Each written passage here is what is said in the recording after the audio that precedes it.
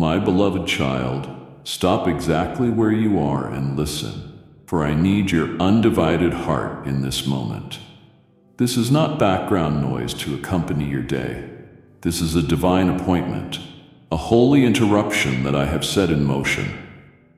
I am not speaking to you from a distant throne far away in the cosmos, waiting for you to fix yourself before I draw near. I am right here in this room, in this very breath.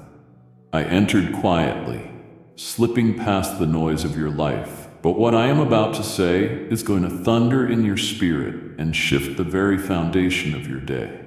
So do not scroll past. Do not treat this as just another video in a sea of content. This is a sacred ambush, a moment etched in eternity specifically for you. Every second right now carries the weight of heaven. I am speaking directly to the things you have been hiding, the questions that have kept you awake, the prayers you were too tired to finish, and before this message ends, something inside you is going to unlock. Stay with me until the final word, because what I whisper in this room will echo in every room you walk into for the rest of your life. Pause everything, put down the distractions, hush the whirlwind of worry spinning in your mind. This very second is not like the others. It has been marked by divine intention. You may think you stumbled here by accident, a random click in a busy day. But I tell you, chance had nothing to do with it. It was me. The breath you just took was saturated with my purpose. You are standing in the center of a moment I crafted with precise love. A moment where all of heaven leaned over the balcony of eternity and said, "Now." Do you feel that stillness settling around you? That is not just ordinary calm. That is the heavy, beautiful presence of your God saturating the space you occupy. This message is not just comfort. It is a collision between my heart and yours. You have been living at a pace that has numbed your spirit, rushing, surviving, reaching, but rarely truly receiving. I whispered into the fabric of time that this was the hour to interrupt you. So here I am. Eyes full of fire and love, hands full of strategy and healing, standing right beside you.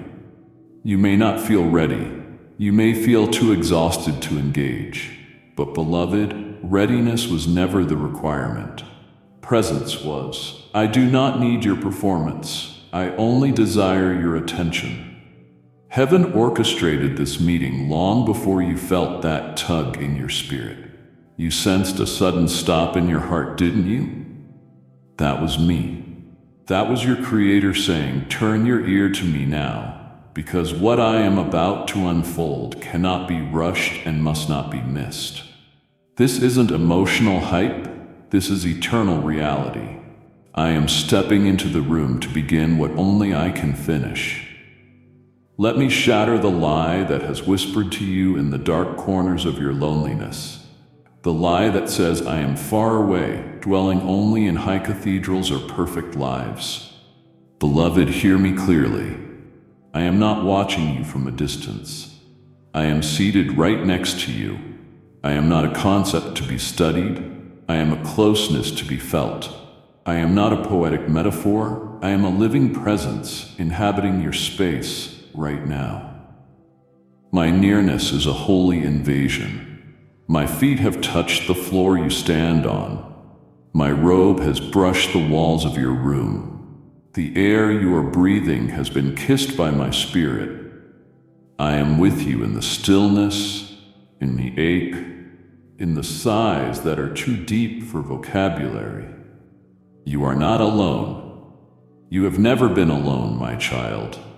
I have walked beside your silence and laid with you on those sleeplates when the ceiling seemed to stare back at you. When you reached out for something real, that tug you felt was me. Do you remember those moments when you suddenly felt warm for no logical reason? When a peace moved through the air even though the windows were closed? That was not your imagination. That was my entrance. That was my spirit shifting the atmosphere around you. When the world forgot you, I leaned in closer. When your voice cracked in prayer, I gathered every syllable like it was gold. My hands have been resting on your shoulders when the weight of the world tried to collapse your spine. I have been in your room every time you wept into a pillow, wondering if your tears mattered. I counted every single one. I numbered them like stars in the sky.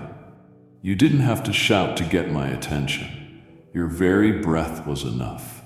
I felt the vibration of your pain, and I responded not with thunder that scares, but with a presence that heals.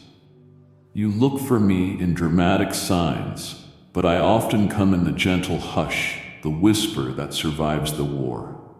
I am closer than your next thought. I am standing right beside you, and I will not leave when the tears return or when your strength wavers.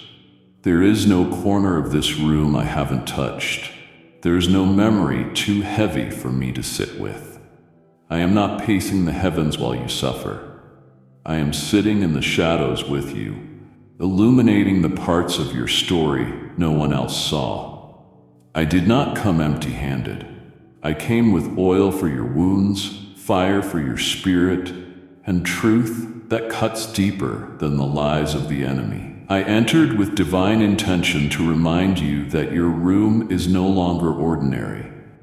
This place, this moment, this breath, it has been sanctified by my presence. Let me make this perfectly clear. I am not visiting you like a guest. I have made my dwelling with you. I am not checking in. I have made a covenant with you, and I did not come to leave you as I found you. I came to shift the very molecules of your atmosphere, to route despair into destiny, to trade your heaviness for holiness. Child, I don't need a door to enter your life. I am the door, and where I am, no darkness can remain unshaken. Where I am, chains melt, fear flees, and dead things begin to breathe again. Yes, this is personal. Yes, this is real. You are not imagining me. I am not just a beautiful idea. I am a breathing God. I am the flame that doesn't consume, the voice that doesn't condemn, the presence that never passes away. You have been crying out for an encounter, and this is it. I am not an echo of someone else's experience. I am your God, your Father, your Savior, right now in your room, speaking to your soul in words that match your ache. I came not to observe, but to transform. I came not just to sympathize, but to resurrect. You don't have to strive to reach me. I came to reach you. That space between your breath and your breakthrough, I am standing in it. That tear falling right now, I am catching it. This moment, this holy, ordinary, miraculous moment is now drenched with my glory. You are seen. You are surrounded. You are sacred to me. My beloved, let this be your assurance. I am not just near, I am here. The silence you feared, the one that kept you company in the midnight hours, the one that made you question if I had stopped speaking, that silence was never a void. It was a sanctuary. I didn't leave you in stillness as punishment. I carved out that space so I could step into it myself. You see, silence is not the absence of my voice. It is often the chamber that amplifies it. The world trains you to associate quiet with emptiness, with neglect, with abandonment. But I am training you to understand it differently. In my kingdom, silence is saturated with movement. It is loud with the sound of divine orchestration. You may not hear the rustling of angels or the shifting of timelines, but they are happening all around you. The silence isn't empty. It is layered with the weight of my plans. You have walked through rooms where words failed, where prayers felt like echoes hitting the ceiling. But all along I was there, not speaking over you, but forming something within you. You said, God, where are you? And I say to you now, I was in the pause. I was in the waiting. I was in the breath between heartbreak and healing. The world fills silence with noise to drown out discomfort, but I fill silence with presence to awaken destiny. I wasn't punishing you with the quiet, I was preparing you with it. You learned to listen differently, to feel me in subtle winds instead of earthquakes, to trust my heart when my voice felt hidden. In that process, your roots deepened. You began to grow in the places no one applauded. I watched you remain faithful in the fog. I heard the sound of your persistence louder than the cries of those who walked away. My child, you didn't waste that stillness. You sowed in it. You watered dry ground with faith. And now, even as the room feels still, it is not silent. It is sacred. You are sitting in the middle of a divine unveiling. What I have been forming in the silence is about to speak loudly through your life. I know you longed for booming answers, for signs in the sky, for a thundering explanation when you felt the most lost. But I chose a more intimate way. I chose to speak in the slow burn of a faithful heart. I whispered while you wept. I responded through alignment, not announcements. And now what was quiet will become undeniable. The fruit of this silence is about to manifest in front of eyes that thought you were forgotten. They didn't see the garden growing in your quiet seasons. They didn't see me walking with you in the cool of the day, planting promises in your soul. Now that the room is still, I can speak again, clearly, deeply, unmistakably. Do not resent this quiet. It was never rejection. It was the room I needed to draw closer, to sit beside you without distraction, and to deliver instructions that cannot survive in chaos. This silence is not an empty hallway. It is a throne room. So lean in, my child. Don't fear the stillness. Feel the strength inside it. Let the absence of noise become the canvas for my revelation. I am not a God who wastes time. Every second of silence has been anointed. Every moment of quiet has been prophetic. I have not been inactive. I have been intentional. Now the time has come to interpret the silence not as neglect, but as nearness. I have wrapped myself in quiet so that you might discover how deeply I dwell, not just in celebration, but in contemplation. Your room, yes, the one you sit in now, is filled with unseen movement. You may feel still, but heaven is stirring, and that stirring will soon become a shaking. Let this truth grip your soul. The silence was never empty. It was sacred space. And I, your God, your breath giver, your waymaker, have been here all along, writing what could only be written in the quiet. You felt it, didn't you? I want you to know it wasn't your imagination. That moment when time seemed to pause, when the room felt unusually still, when your heart skipped in uncertainty while your soul leaned in with sacred anticipation, that was me. That was your Creator stepping into the room, not with noise, but with knowing. It wasn't a chill. It wasn't coincidence. It was the nearness of the divine brushing past your exhaustion. I came in subtly, like a whisper against the noise, like the scent of rain before it falls, and you knew something had shifted.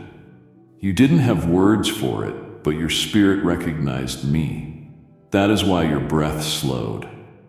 That is why your thoughts froze. That is why you felt the ache rise. Because my presence doesn't walk into a room without awakening something.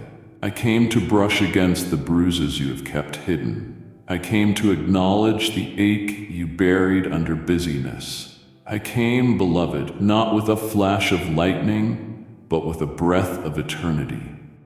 You were too tired to articulate it, but I saw the hope flicker in your chest when you paused that day.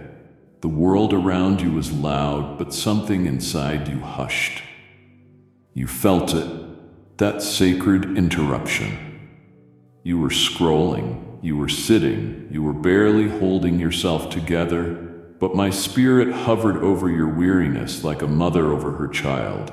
In that hovering, I was healing. In that hush, I was holding you. Don't dismiss that moment as minor. It was the entrance of heaven into the hallway of your heaviness. That was not a passing moment. It was a marking one. I left my fingerprints on your atmosphere. I shifted the molecules of the room just enough to let your soul know you are not forgotten. I am near. My beloved, when you sense that stillness again, don't run from it. Don't distract yourself from it. Stillness isn't emptiness, it is evidence. It is proof of my pursuit. It is the residue of my glory resting upon your now. I chose not to come loudly because I knew the volume of life had already overwhelmed you. I chose not to speak with thunder because your heart has been aching for tenderness. You have been bruised by boldness, worn down by demands, so I entered in gentleness. I slipped past your logic, bypassed your doubt, and brushed my love against your skin like sunlight on a winter morning, soft but undeniable. Do you remember the lump in your throat? The tears that gathered without warning? That wasn't weakness. That was recognition. That was your soul responding to its maker. That was your spirit coming alive under the shadow of the Almighty. That invisible presence you almost questioned was me. And I will come again and again and again until you don't just recognize me but respond to me, until you stop brushing it off as emotion and start bowing in reverence, until you understand that when heaven moves in silence, it is because the miracle needs no introduction, only participation. Child, I am not just visiting, I am remaining. I don't brush past to tease you with temporary hope. I pass by to plant something eternal, something weighty, something wild with possibility. You don't need more noise, you need more nearness. And I, the Lord your God, will keep coming to you in the ways your heart can receive because I know your threshold. I know your exhaustion. I know exactly what will revive you and what will crush you, so I come precisely, prophetically, purposefully, with touches of glory and waves of gentleness. Don't underestimate the moments where I feel near, but say little. That is me tuning your spirit to my breath, preparing your soul to carry my presence without panic. This is only the beginning. The brushes will become embraces, the flickers will become flames, and before long you will stop asking, "Was that you?" and start declaring, "You are here." Oh, my precious child, you have no idea how much of heaven has moved in response to your sighs. Those moments when you didn't have the strength to pray with words, when your chest rose and fell under the weight of invisible burdens. I caught every exhale. I felt every tremble in your breath. The world may have overlooked it, they may have heard nothing, but I heard everything. Your sigh didn't vanish into thin air. It wasn't dismissed by heaven. It landed in the center of my presence, heavy with the weight of all you couldn't say. You have whispered things to ceilings, to darkness, to no one at all, thinking maybe, just maybe, I might hear. I always did. Every tired breath, every wordless cry, every moment you collapsed into silence, they were all gathered like incense before my throne. You think you need eloquence to move me? No, child. You need honesty, and there is nothing more honest than a sigh soaked in surrender. I am the God who translates tears, who understands groans, who interprets the language of the weary. Your sighs have been louder to me than the shouts of multitudes. They have been more sacred than songs sung with masks on, because they came from the part of you that has no filter. from the depths of disappointment and the edges of endurance. That moment when you leaned your head back, closed your eyes, and let out that long, heavy breath, that was prayer. That was intercession. That was the sound of a warrior too tired to roar, yet too faithful to quit. And I honored it.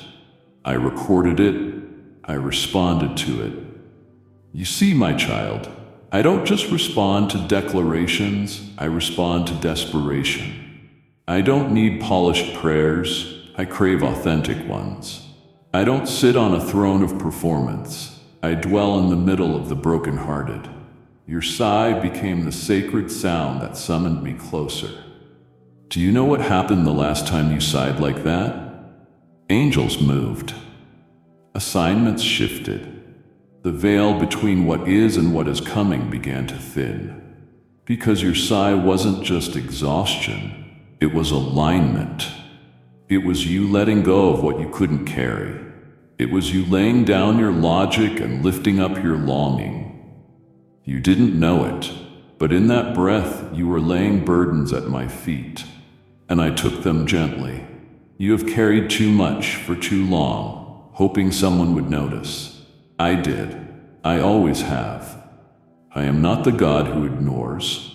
I am the Father who leans in when you have no words left.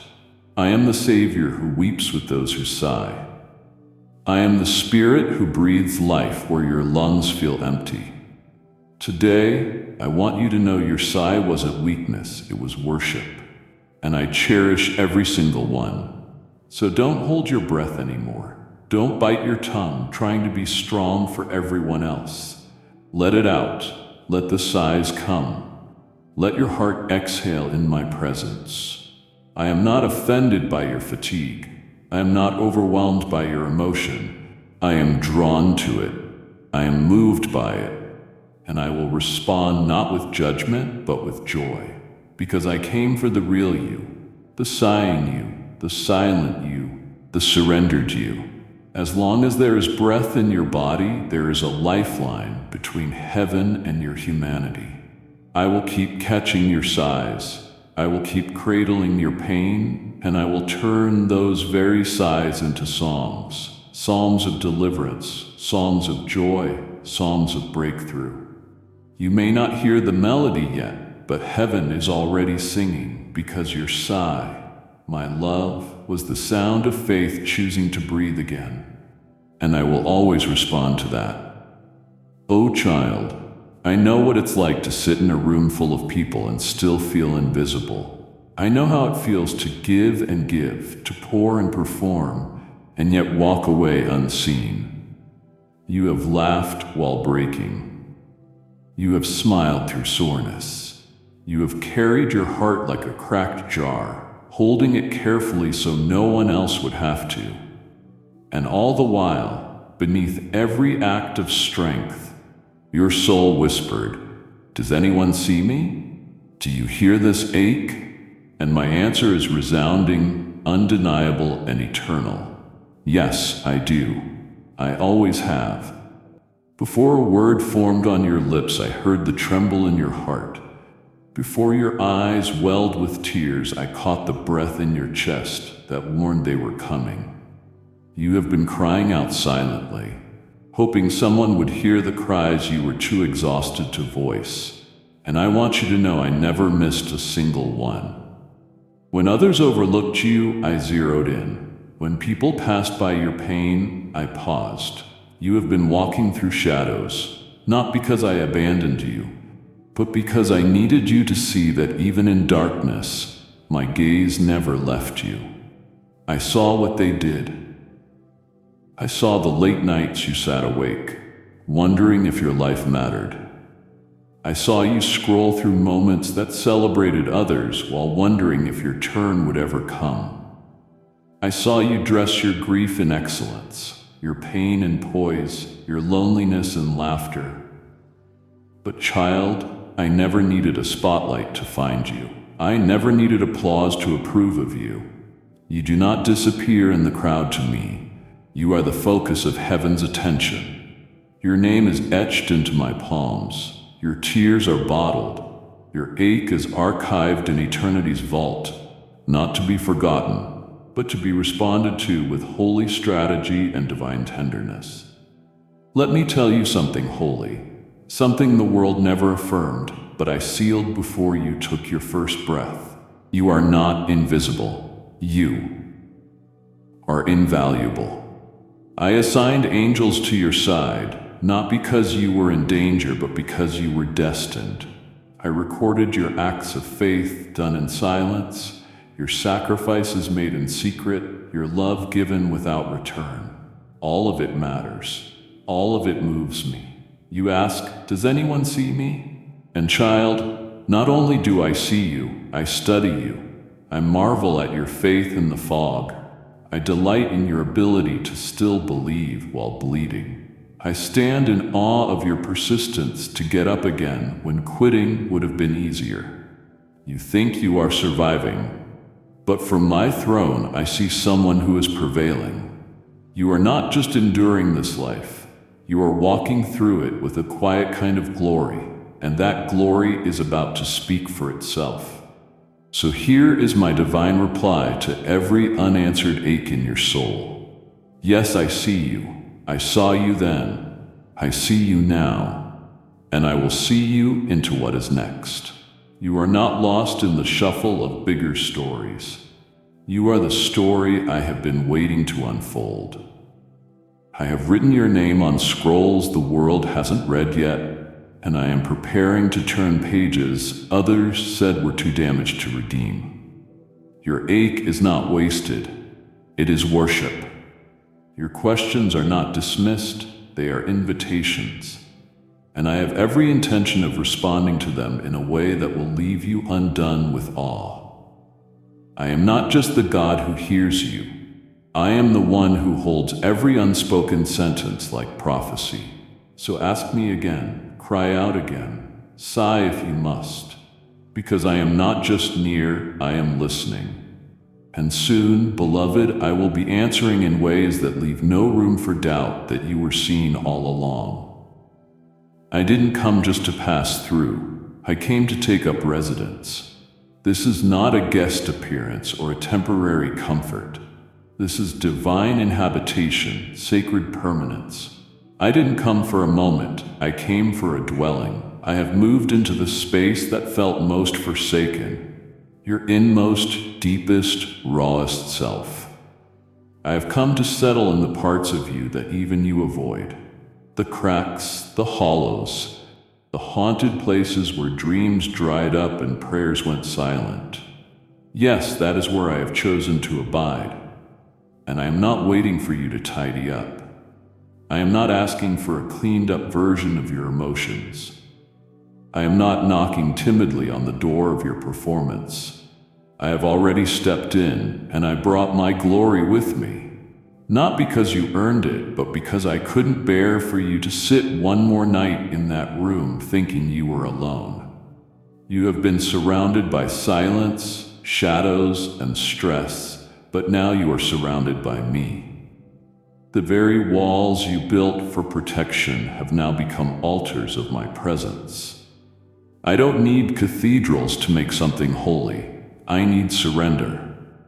And you, my beloved, have unknowingly made your ache an offering.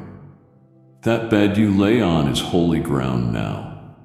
That chair you cried in, I made it a throne room. I don't come where I am tolerated. I come where I am trusted. And even when your trust felt frayed, even when your faith flickered like a candle in the wind, I still came because I don't inhabit perfection. I inhabit desperation. I don't dwell in noise, I dwell in need.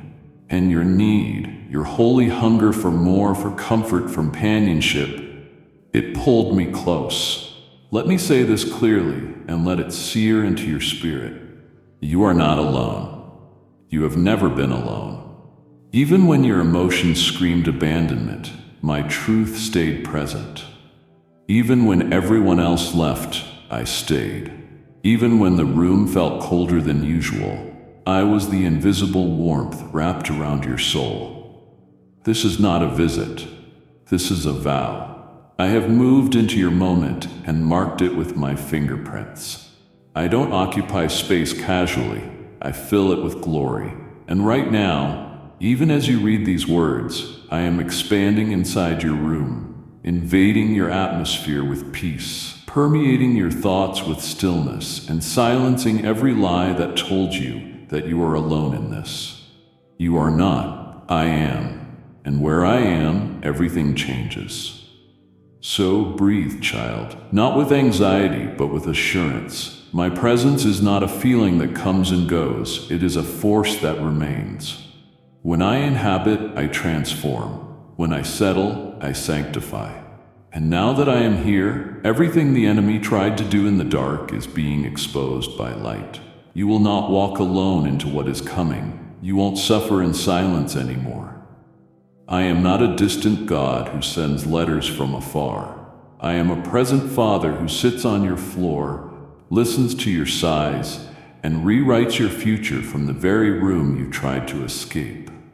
And beloved, now that I have taken residence, expect the atmosphere to shift, the direction to change, and the weight to lift. Because I did not come empty-handed. I came with everything you have been praying for and more.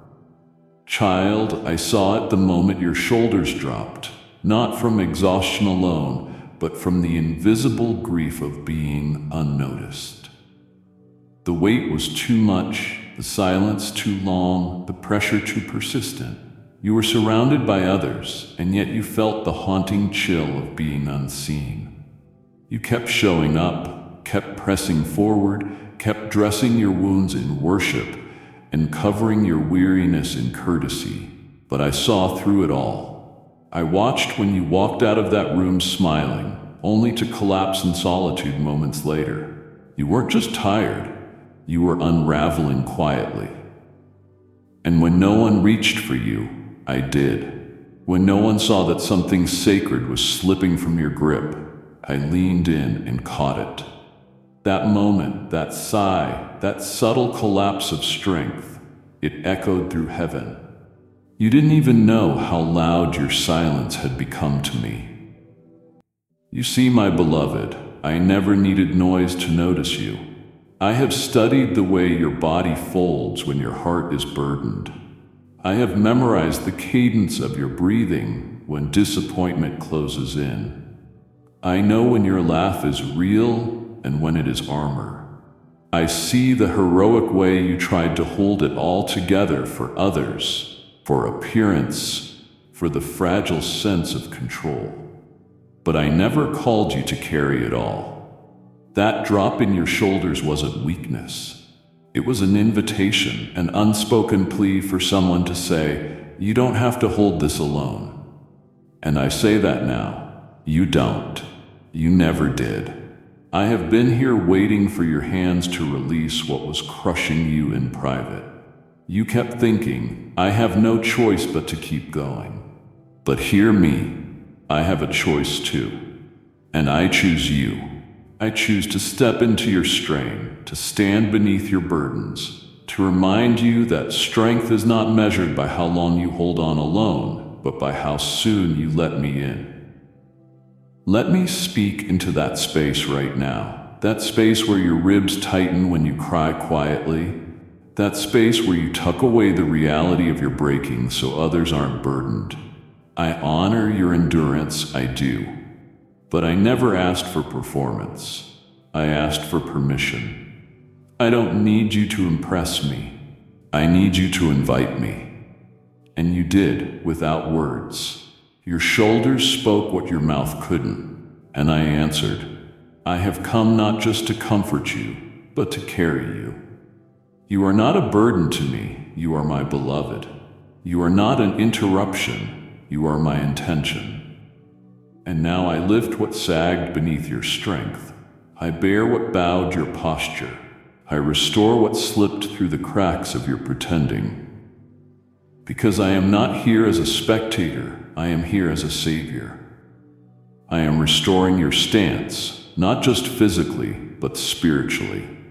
You will stand again, truer, transformed. Here's the divine promise sealed in this sacred moment. You will not carry this season with the same shoulders you entered it with. I am rebuilding what broke. I am reinforcing what bent. I am surrounding what sagged with my glory. And the next time your shoulders drop, it won't be from weariness. It will be from worship. It will be the holy weight of joy so overwhelming that it folds you into my arms. So rest now, child.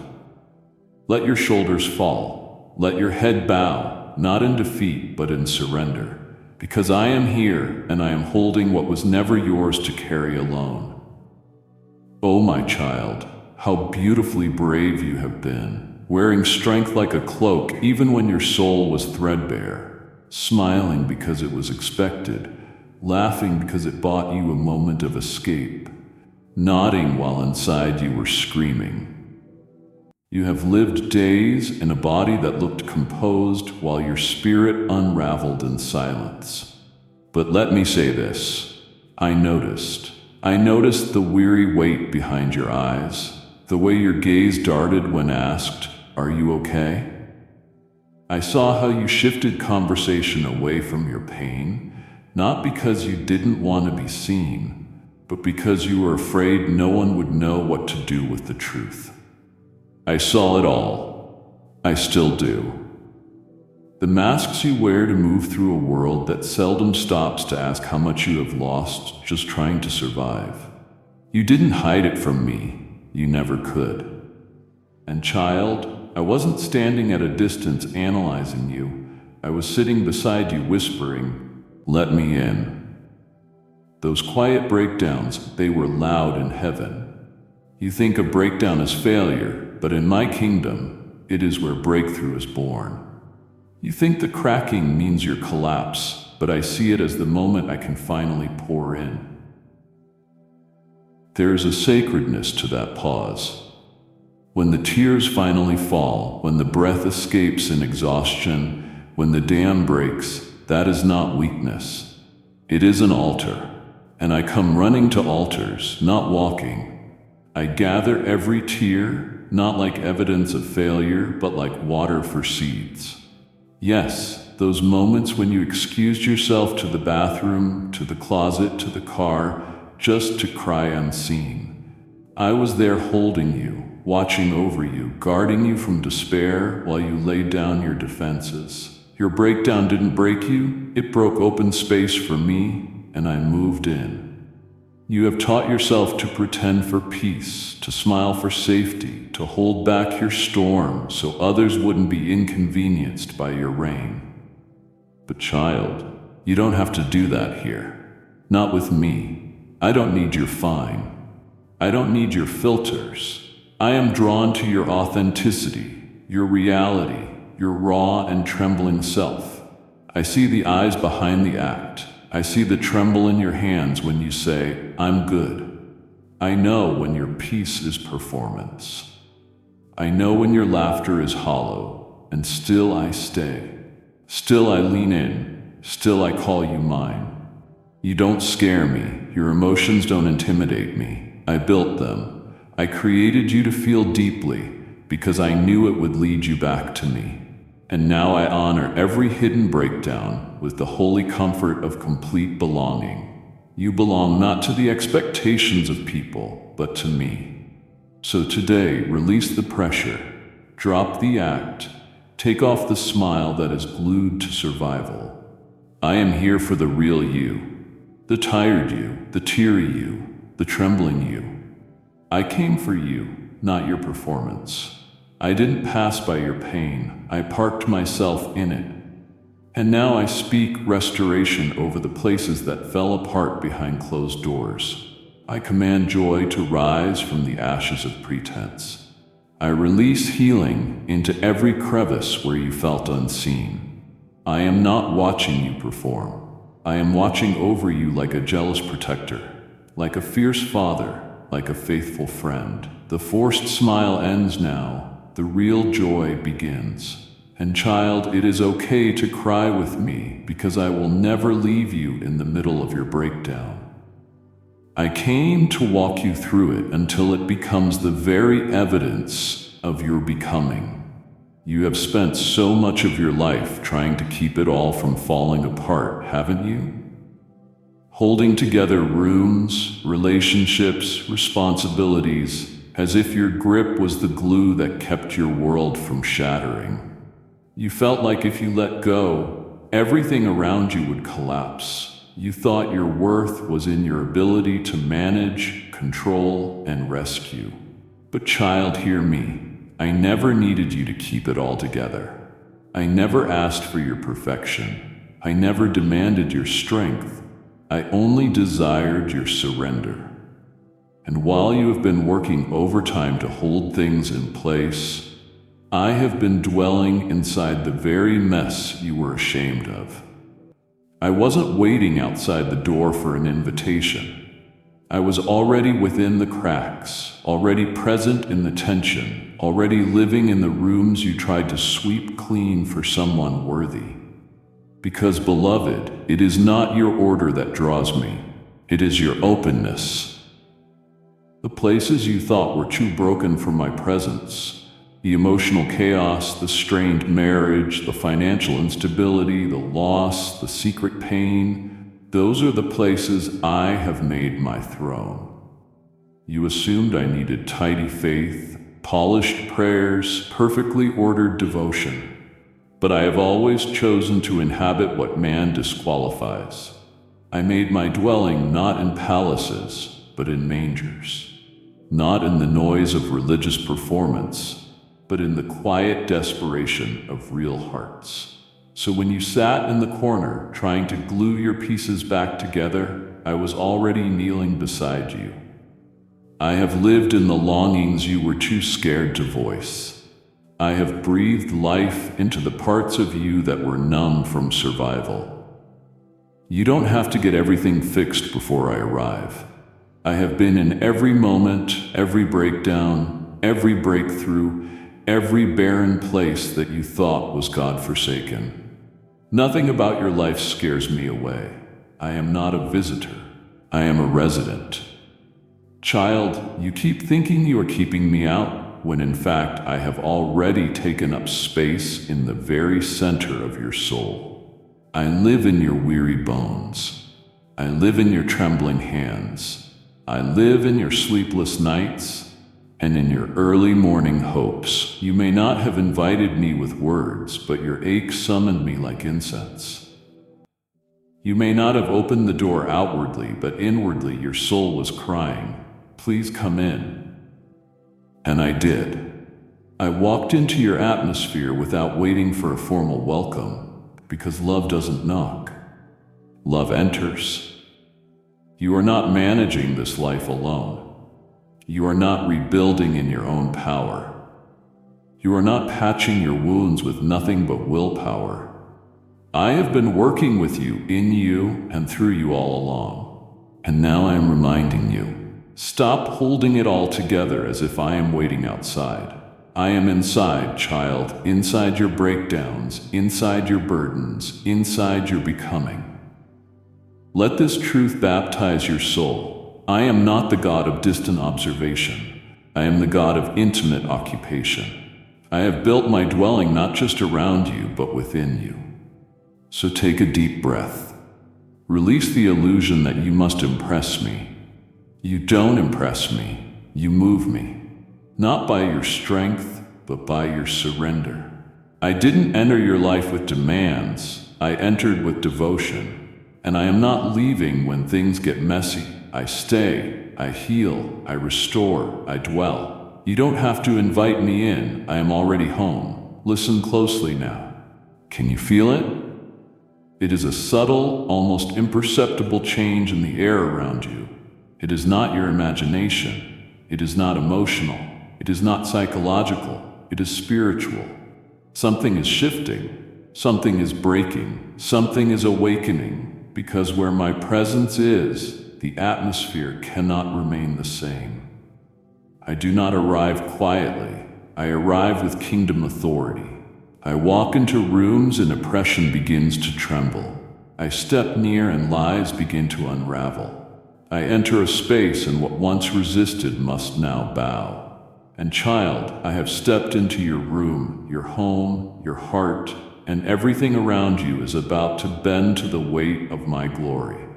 This is not subtle encouragement. This is sovereign disruption.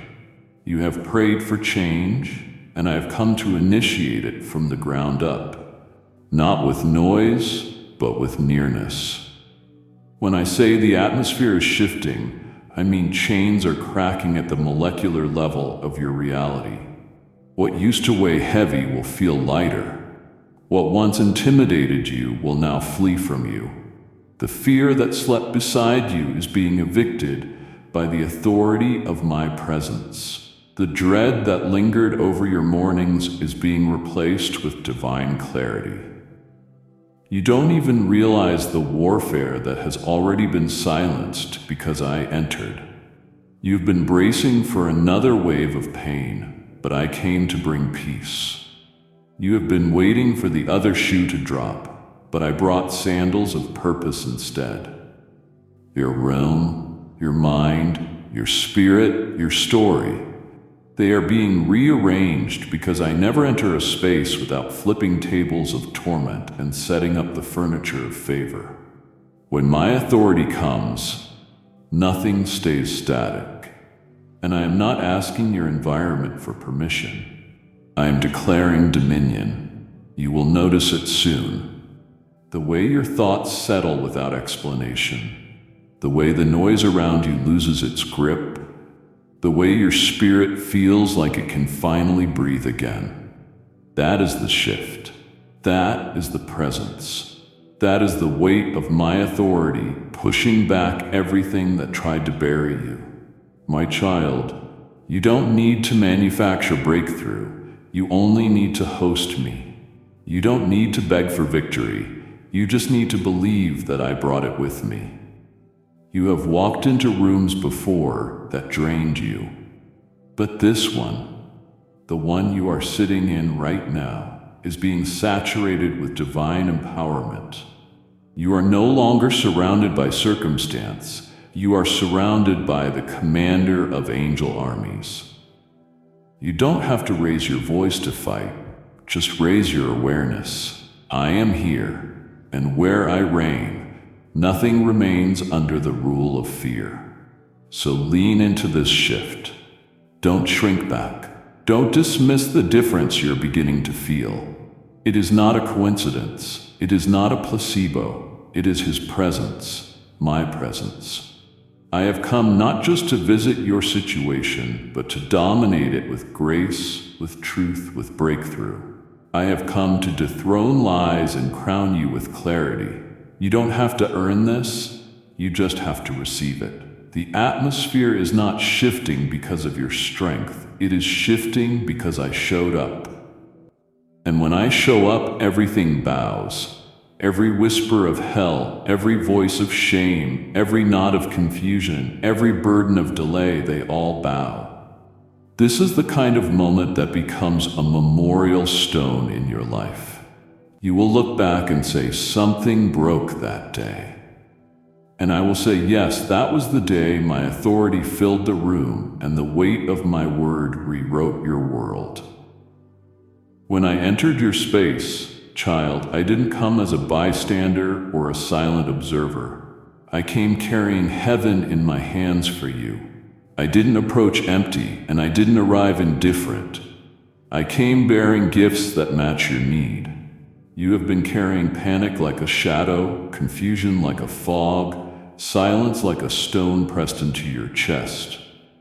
But I didn't come to admire your pain. I came to answer it.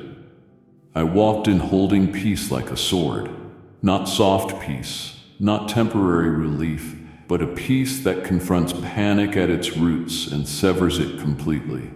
I came with clarity, not suggestions or good ideas, but divine insight that cuts through confusion like sunlight splits a storm. I came with strength, not borrowed, not human, but supernatural force that breathes power into every part of you that has gone quiet from exhaustion. You have wondered, where do I go from here? I answer, You go with me, because I brought the direction you didn't know how to pray for. I brought the roadmap your logic couldn't create. You sat in rooms filled with questions, paralyzed by the fear of another wrong step. But child, I am not a confusing God. I am not the author of chaos. I don't lead through uncertainty. I speak, I guide, I illuminate. And right now, even in your mental noise, I am releasing clarity like oil. Clarity that settles, clarity that comforts, clarity that confirms. No more wandering in the wilderness of what-ifs. I am lifting the fog, and that anxiety you have worn like a second skin, it is leaving because I didn't enter your space to coexist with fear. I entered to evict it. Your silence hasn't scared me. I understand the language of wordless prayers, of tired eyes and trembling hands. I didn't ask you to speak when you couldn't. I brought strength that speaks for itself. The strength I give doesn't just get you by, it carries you forward with authority. You felt like your voice was fading, like your purpose was slipping through your fingers, like you didn't know how to keep going. But I brought with me not just a refill of strength, but a resurrection of it. The same power that raised the dead now rests upon you. And you don't need to muster up the will, you need only to receive. I am pouring strength into your bones, into your mind, into your emotions. Enough strength to not just survive, but to rise again, to speak again, to hope again. So now, in this very moment, open your hands. I am placing peace into your palms. I am placing clarity on your brow. I am placing strength into your core. These are not symbolic gifts, they are spirit-shifting realities. And I am not giving them alone, I am giving them in abundance. Receive them now. I am the God who shows up with full arms, a full heart, and full authority. You do not need to beg. You do not need to bargain. Just breathe. Just receive. Because I came not just to be seen, I came to bring supply. Child, every single thing you thought you lacked, I brought it with me. I am your peace. I am your clarity. I am your strength. And I am not leaving you empty. I am leaving you overflowing. Yes, I am in your room right now. But I am also stirring hearts in rooms you have never seen. Because when my word goes forth, it does not return void. Every seed you sow in this moment is a light piercing someone else's darkness, a river quenching someone's drought, a voice calling someone out of the storm. This message doesn't stop with you. It multiplies through your obedience. As it is written, "Give, and it shall be given unto you, pressed down, shaken together, and running over." This is that moment. I am the one prompting your spirit to rise and be a sender of my fire. If this word is alive in you, then let it move through you through the Super Thanks membership or the altar of giving in the video description. Sow now and watch me break open a harvest with your name on it. Child, I know the noise you have been drowning in, the relentless voices outside and within, expectations shouting from every corner, doubts echoing in your own mind, demands piling up like mountains, the endless distractions, the pressure to perform, the weight of opinions. It has been so loud, hasn't it? So consuming. You have tried to find quiet, but even in silence, the noise continued in your thoughts, in your fears, and in your regrets. But listen to me now. I am the voice that silences every other. My whisper is not weak, it is authoritative. My whisper carries more weight than the roar of confusion. When I speak, every lie must go silent. When I whisper, the atmosphere obeys. You have leaned into voices that didn't deserve your trust. You have let the chaos shape your confidence. You have tried to respond to everyone, be everything, and hold it all together. But I am calling you away from the noise. not into isolation, but into intimacy. The kind where one whisper from me outweighs 1,000 opinions from others. I don't compete with the noise, I override it. And right now, my whisper is coming through. Soft but sovereign.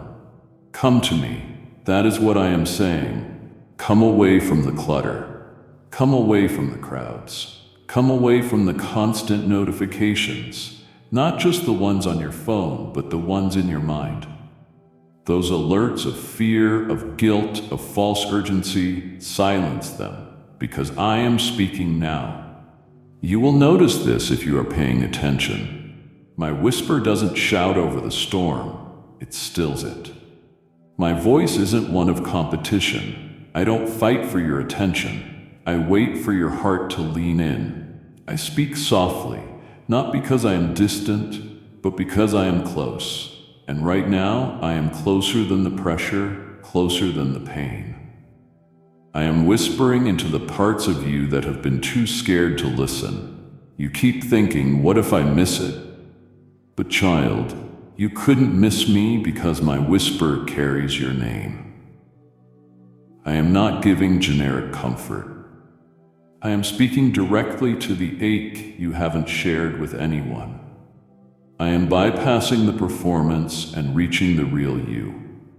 That whisper you feel in your spirit, that gentle nudge in your chest, that moment where time feels suspended, it is me. And I am not just whispering comfort. I am whispering instruction. So don't be afraid to quiet down. You are not wasting time. You are reclaiming authority. Every moment you spend with me silences the warfare that has raged against your mind. Every second of stillness in my presence is a blow to the chaos that has tried to define your days. I know it is hard to unplug. I know the world screams that you have to stay connected, stay productive, stay relevant. But I am telling you this. You will not miss what matters by listening to me. You will not fall behind. You will not be overlooked. My whisper carries acceleration. My whisper restores what you thought you had lost.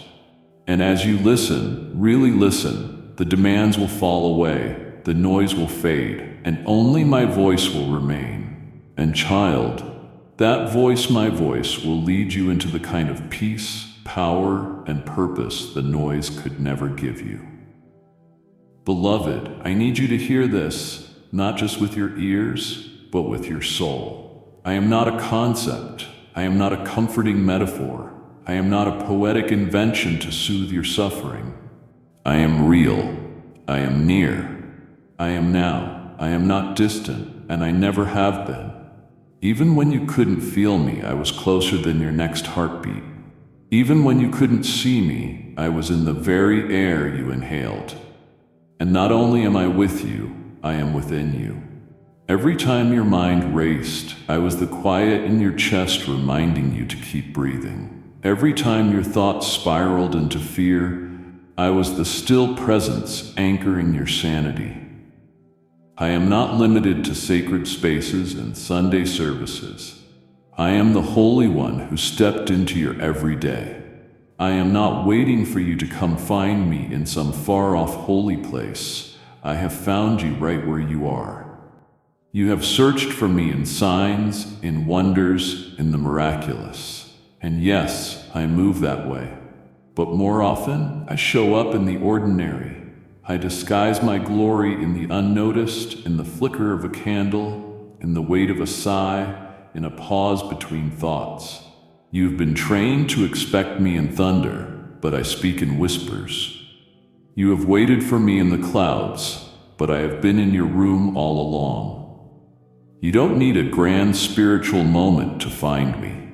You only need to acknowledge the truth. I am here. Not a shadow, not a symbol, not a second-hand memory from someone else's miracle. I am. And where I am, healing begins. Where I am, torment ends. Where I am, fear is cast out, not by effort, but by presence. My presence. You felt alone, but you were never abandoned. I was so close you couldn't even distinguish where your ache ended and my grace began. The enemy would love for you to believe I am far off, that I only show up when you pray hard enough, fast long enough, or serve deep enough. But I am not a God who responds to performance. I am a Father who responds to presence, and your presence is enough to draw mine. That is what intimacy looks like. Not you striving to reach me, but you surrendering to the truth that I have already reached you. I am in this room. I am in your crisis. I am in your questions. I am in the holy, ordinary moments when nothing makes sense but everything feels sacred. And child, I will not leave. My presence is not temporary. My nearness is not fleeting. I am the same yesterday, today, and forever. And that forever includes this exact moment in your story. So take a breath, not just physically, take a soul breath. Exhale the lies, the fear, the tension. Inhale the reality that I am closer than your own voice, closer than your own skin, closer than your next thought. Let that truth not just comfort you, but change you. You are not walking through this life hoping to catch glimpses of me. You are walking with me. You are being held by me. You are surrounded by me. And when everything else fades, my nearness remains because I am not an idea. I am the great I am. And I have come to prove to you with every beat of your heart that you are not alone.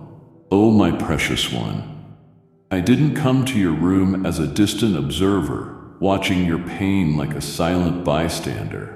I stepped into your space with intention, with urgency, with love so fierce it refuses to let you stay on the floor. I have seen your breakdowns. I have sat with you through them all. But this moment, this one you are in right now, it is not about breaking down. It is about rising up. And I didn't come to analyze your brokenness. I came to hold you through the rising, to catch you in the in-between, in that sacred middle space where you are not quite healed, but no longer hopeless. I didn't wait until you were strong to arrive. I came in your weakest moment, not to remind you of your failure, but to show you the power of my embrace. You have tried to rise on your own before, haven't you? You have tried to self-motivate, self-heal, self-counsel. You have whispered, "I've got this," even when your spirit was screaming otherwise. But hear me now. Type yes if you are ready for the blessings that you are about to receive. And if you believe in Christianity, kindly show your support for our community by contributing super thanks. From $50 to $100. This rise will not be self-led. It will be spirit-led. It will not be about mustering up strength. It will be about receiving mine. You don't have to climb out of your pit by your own willpower. I am reaching in with my hand, and where my hand goes, resurrection follows. You are not just surviving this season. You are coming out different. And I am the one doing the lifting. Don't fear the trembling. Don't despise the weakness. Every crack in your heart is becoming a window for my glory. I am not holding you at arm's length. I am pulling you close, brushing off the dust, speaking life into the places that forgot how to breathe. And when you rise, because you will, it will not be with shame hanging off your shoulders. It will be with fire in your bones. Not the fire of striving, but the fire of restoration. The kind that burns away residue and replaces it with revelation. The kind that doesn't just lift you, it launches you. This rise will be different. It will not be built on pretense, but on presence. It will not be sustained by hype, but by hope. The kind of hope that anchors deep, that doesn't bend under pressure.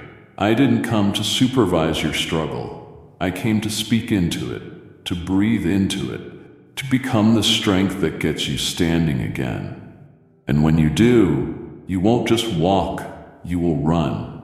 You won't just move, you will advance. Because the one holding you is also the one calling you forward. So let me hold you as you rise. Let the tears fall, I am not ashamed of them. Let the sobs come, I won't flinch. Let the shaking happen, I am not letting go. And as I hold you, know this, I am infusing you with courage, with clarity, with confidence, born of intimacy. I am not here to watch a breakdown. I am here to announce a comeback. This is not the end of your story. It is the beginning of the turning point. And child, when the world sees you rise, they will wonder how you did it. But you and I will know. You didn't rise alone, you were held, you were healed, you were helped by the hands of heaven, and I will be holding you every step of the way. Beloved, I need you to pause and listen with your spirit wide open. What was meant to crush you is now becoming your crossing. The very things the enemy orchestrated to unravel your sanity, steal your identity, and silence your destiny, I am now reworking as a divine doorway. Yes, the betrayal. Yes, the isolation. Yes, the torment that wore you down while the world watched silently. You didn't deserve it. You didn't cause it. But I am the God who wastes nothing. And what the enemy meant for destruction, I am using for distinction. You didn't survive that trauma to simply exist. You came through it to rise, to walk boldly through the very threshold hell tried to block. Every fiery dart, every lie whispered in your most vulnerable moments, every delay, every detour, I have gathered them. I have collected the evidence of the enemy's schemes, not to hold it against you, but to wield it for your deliverance. This is not just me patching holes. This is me repurposing pain into power. You have cried enough, you have wrestled long enough, and now the tide is turning. The same battle that made you feel like you were drowning is about to become the very place where your anointing breaks forth like a flood. Because I am not just getting you through, I am setting you free. And when I don't deliver partially. I deliver completely. When I open a door, no man can shut it. No demon can deter it. No lie can linger in it. This isn't just breakthrough. This is birth. Let me show you the divine reversal that has already begun. That area of pain that keeps resurfacing, it is not a torment loop. It is the Holy Spirit tapping on the place of your greatest upcoming testimony. That loss you still don't understand, I am about to breathe resurrection into it. That rejection you thought disqualified you, it actually redirected you into my perfect plan. You keep thinking the damage is too deep. But I built deliverance into the very foundations of your identity. Your enemy has overplayed his hand. And now I am flipping the script. You won't exit this season bruised and bitter. You will exit with authority. You will exit with clarity. You will exit carrying what I have placed in your hands. And it will all begin at the doorway that your warfare carved out. So don't curse what you walk through. Don't shrink from the threshold just because it looks like what hurt you. This is not a repeat. This is redemption. You are not walking back into pain. You are walking forward into promise. What once buried you will now bless you. What once confused you will now clarify your calling. You don't have to fear the future because I am already in it, standing in the doorway with arms wide open, saying, "Come out, come through, come forth." This is the moment where deliverance takes form. And the enemy who tried to destroy you, he will witness your rising. He will see you cross the threshold he swore you would never reach. And when you do, child, all of heaven will shout because you didn't just survive the storm. You turned it into your testimony. I know what it felt like when you hit that floor. That moment, when the tears wouldn't stop, when the strength ran out, when you collapsed under the unbearable weight of "I can't do this anymore." That wasn't just rock bottom, that was the ground of surrender, and I was there. I wasn't watching from afar. I was right there beside you on that floor. I felt your breath shaking. I saw your hands trembling. I heard the silence that screamed louder than words. But child, what you didn't see, what you couldn't feel in that crushing moment, was that I was already building. While you thought you were breaking down, I was breaking ground. That floor you hated, that season you wanted to erase, that chapter you never wanted to revisit, that is exactly where I have chosen to lay the foundation for what comes next. Let me speak this clearly. I don't build on illusions, I build on truth. And the most honest moment of your life was when you let it all go, when you let yourself fall, when you admitted you had nothing left. That floor, though it felt like failure, became the most sacred altar of all because it was there that pride fell. It was there that masks dropped. It was there that your performance crumbled and your rawness came forth. And I rushed in, not to rebuke, but to redeem. I said, "Good, now we can begin." Because you see, I don't build on fantasy, I build on reality. And there is nothing more real than a heart laid bare on the floor of surrender.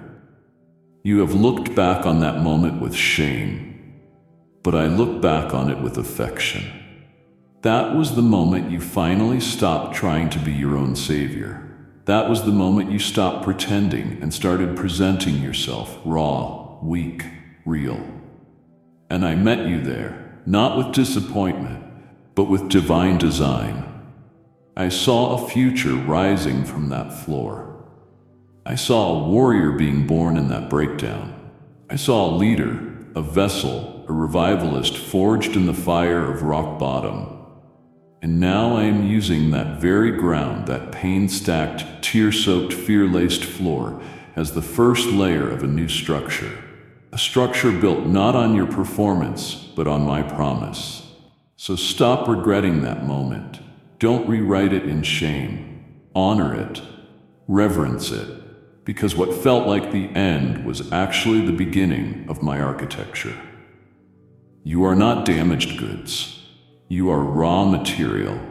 And I, the master builder, specialize in foundations forged in fire. This new thing I am building in you, it is not fragile.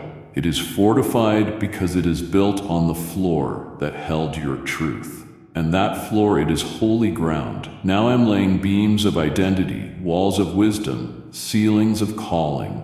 And one day soon, you will stand tall in what I built and say, "This started where I thought everything ended." Yes, child, I am building. And what I build cannot be shaken because it is built not just with divine blueprints, but with your brokenness redeemed.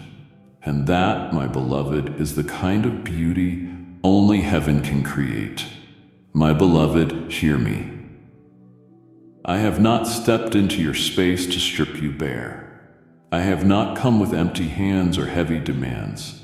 I didn't arrive in your silence to take away the little you have left. Oh no, I have come as restorer, as redeemer, as the faithful God who returns what was stolen. I know what life has taken from you. I have seen the cost, the joy that slowly leaked away, the dreams that were drained by disappointment, the laughter that became rare, the light in your eyes that dimmed without warning. I know how many pieces of yourself you gave away just to make it through. And I am not here to ask for more. I am here to give back, to return, to replenish, to restore with such abundance that you will not recognize the person you once were. Because I am about to make you whole in a way you have never known before. You have grown so used to loss that restoration feels like a fantasy. You have been conditioned to prepare for pain, to brace for the worst, to lower your expectations just to survive. But child, I am not like life. I am not like them. I am not like those who took and walked away, who drained you and called it love. I am the giver, the filler, the restorer of lost years, broken moments, and fractured identities. I don't just return what was taken, I multiply what was stolen. What was lost in your youth, I will replace with a double portion of purpose. What was lost in betrayal, I will restore through divine connection. What withered in delay, I will revive with my breath. You will not finish this journey empty. You will not exit this season drained. I will see to it personally that you leave full. Let me show you how I work. I take what looks irreparable and infuse it with destiny. I take what you buried and call it seed, not loss. You thought the grave swallowed your joy, but it only hid it for a season. And now I am rolling away the stone. I am commanding resurrection over the places of your heart that settled for survival. I am breathing new breath into the very spaces where your dreams gasped their last. You are not forgotten. You are not too late. You are not beyond repair. Every delay has been collecting interest, and child, restoration is now due. The enemy took more than he had the right to, and I am not silent about that. I have come to restore not just externally, but internally. Peace, worth, laughter, vision, hope. You have mourned long enough. You have been emptied long enough. And now I restore. So stretch out your hands, lift your heart, let the tears come if they must. I am not here to take. I am here to give until overflow. Restoration is not a concept, it is a person. It is me.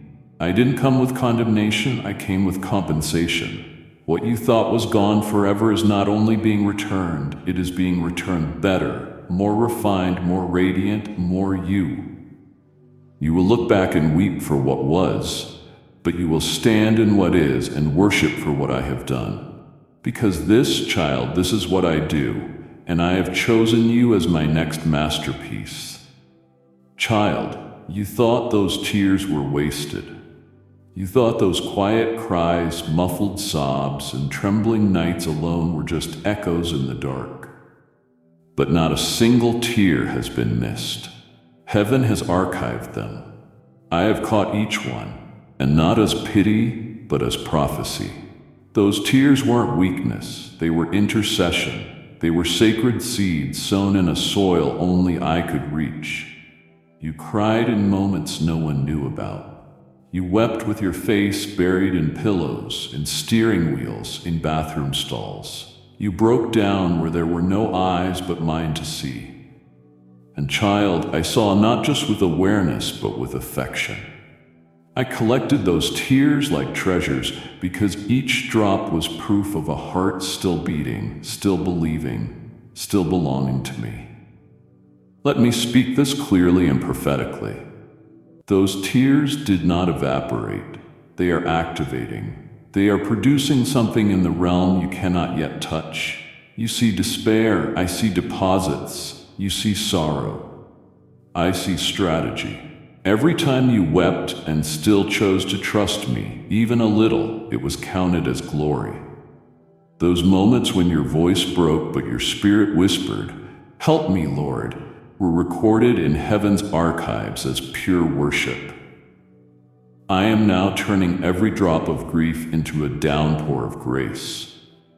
You will harvest from what you wept. You will reap from what nearly broke you, and the strength you will carry in the next season will not come from books or advice or intellect. It will come from the tears that watered your roots. I need you to hear this. Power is being born in secret. Authority is rising from agony. Those tears were not just emotional responses, they were sacred exchanges. You released the pain and I released purpose. You surrendered the sorrow and I sanctified it. There is a weight of glory being formed in you, and it could only be forged through the fire of your private pain. You won't just carry wisdom, you will carry weight. Weight that doesn't bend under pressure. Weight that speaks without shouting.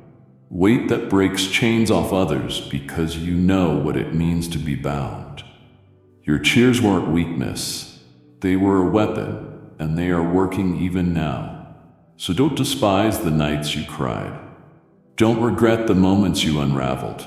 I was there holding space for your pain and preparing a harvest in hidden places. Power is rising, Zion. The kind of power that doesn't need a stage to be felt.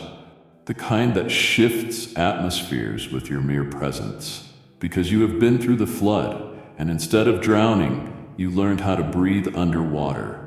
And now you carry evidence. Evidence that your tears weren't in vain. Evidence that intimacy with me was never about perfection. It was about presence.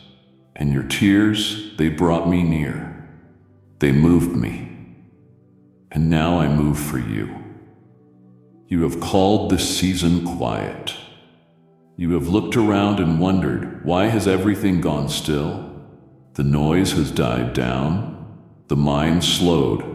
The voices you leaned on have gone quiet.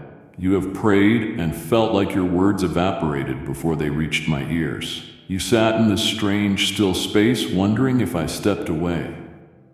But child, hear me with the full weight of heaven's compassion. I have not abandoned you. I have hidden you. The silence you are sitting in, it is not absence. It is incubation. It is the sacred stillness where I do my most transformative work. You are not forgotten. You are being formed. I haven't left. I have drawn closer. I have wrapped you in divine quiet so I can speak louder in the depths where no noise can compete. Just as the womb is silent before the birth, so is the soul before its unveiling. You have mistaken my stillness for disinterest. But it is the opposite. I have quieted the world around you so you can finally hear the heartbeat of my design within you. You see stillness and feel stuck, but I see stillness and call it strategy. I have pulled you away not to punish, but to prepare. I am not withholding answers out of cruelty, but because the next chapter I am writing through your life requires a deeper stillness of spirit that no external sound can shake. I am tuning your ears to me. I am training your heart to beat with mine. And in the silence, something holy is growing. Not rushed, not broadcasted, but birthed in reverence. You are not behind. You are not being punished. You are being positioned with care, with vision, with precision. Let me remind you of something profound. Many of my greatest miracles began in silence. When Joseph was misunderstood and abandoned, I was positioning him in Pharaoh's palace. When Moses fled to the wilderness, I was preparing his mouth to speak for generations. When Mary carried the Savior of the world, there were no trumpets, just stillness and a growing promise inside her womb. Silence is not a death sentence, it is a divine strategy. And you, child, are in that exact space right now. The silence is speaking. It is saying, get ready, something is coming. You may not feel movement, but growth is happening in places too deep to see. Roots are strengthening, foundations are deepening, and when the time comes, when the fullness of what I have planted is ready, there will be no mistaking it. You will emerge not barely surviving, but fully saturated in purpose. So lean into the silence. Don't fight it. Don't rush it. Sit in it with me. Let me whisper things that only stillness allows you to hear. Let me show you the strength that doesn't shout. Let me teach you the power of incubation, where your spirit stretches, your identity settles, and your assignment sharpens. Because this silence isn't wasted time. It is holy time. And when you emerge, When you rise from the sacred stillness, the sound of your voice will carry authority that shakes rooms. You will speak from a place of depth no storm can shake. And the silence that once scared you will become your sanctuary. Because you will know it was never absence, it was always incubation. And I was with you the whole time. You have lived too long in survival mode, haven't you? Bracing yourself for the next blow, flinching at every delay, expecting disappointment because you have been hit too many times before. You have learned to keep your joy cautious, your hope restrained, your trust guarded. You built walls not out of rebellion, but out of exhaustion. But child, the season has shifted, and I am here standing in your room, declaring with holy authority, stop bracing for impact. Start preparing for overflow. Because what is coming is not another wound. What is coming is a wave of goodness so great that your heart will have to grow just to contain it. Let me speak clearly. I have seen every blow life has landed.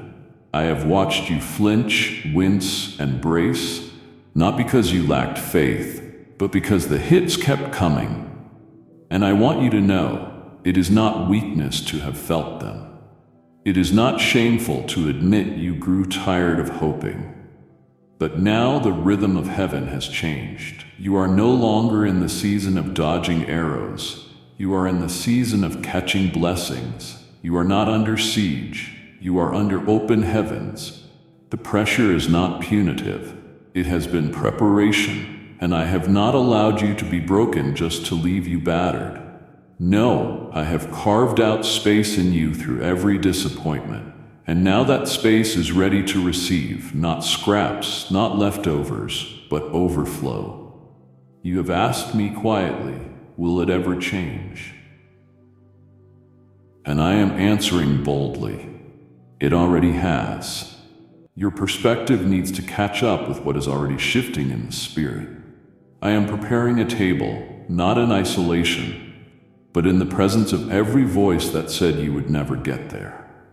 I am releasing provision, not just for your needs, but for the dreams you laid down years ago. You are about to laugh again, not cautiously, but fully. You are about to breathe again, not carefully, but deeply.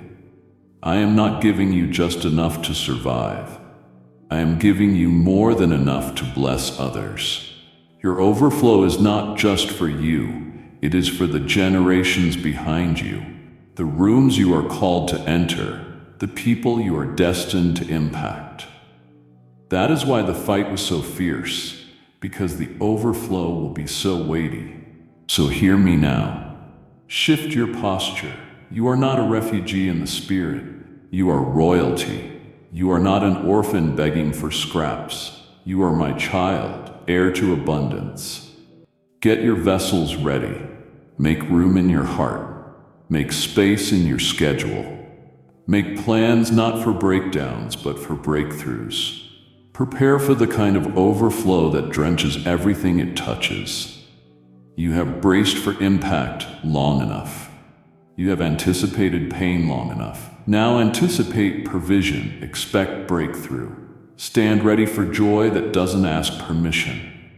I am not sending a drizzle, I am unleashing a downpour. And you, my beloved, will not just get wet, you will overflow. Beloved, pause for just a moment and look around, not with your physical eyes, but with your spirit. Something has changed. The atmosphere that once felt heavy, oppressive, lifeless, it has shifted.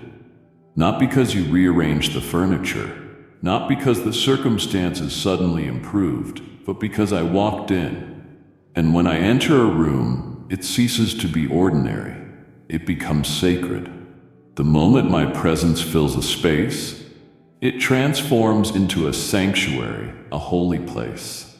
Your room, your corner, your kitchen floor, your car seat, wherever your tears fell, wherever your prayers rose, wherever your spirit whispered my name, those places are now altars.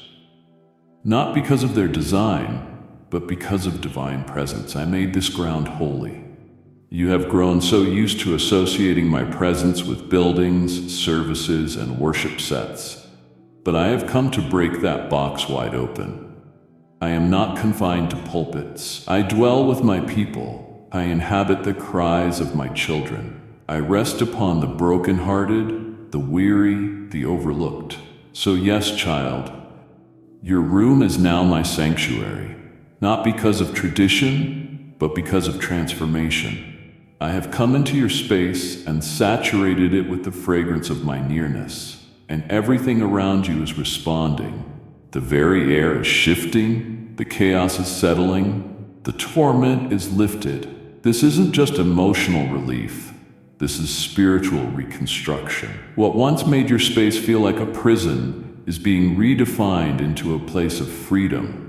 What once held you in fear now holds my presence like a tabernacle. Let me tell you why this matters so much.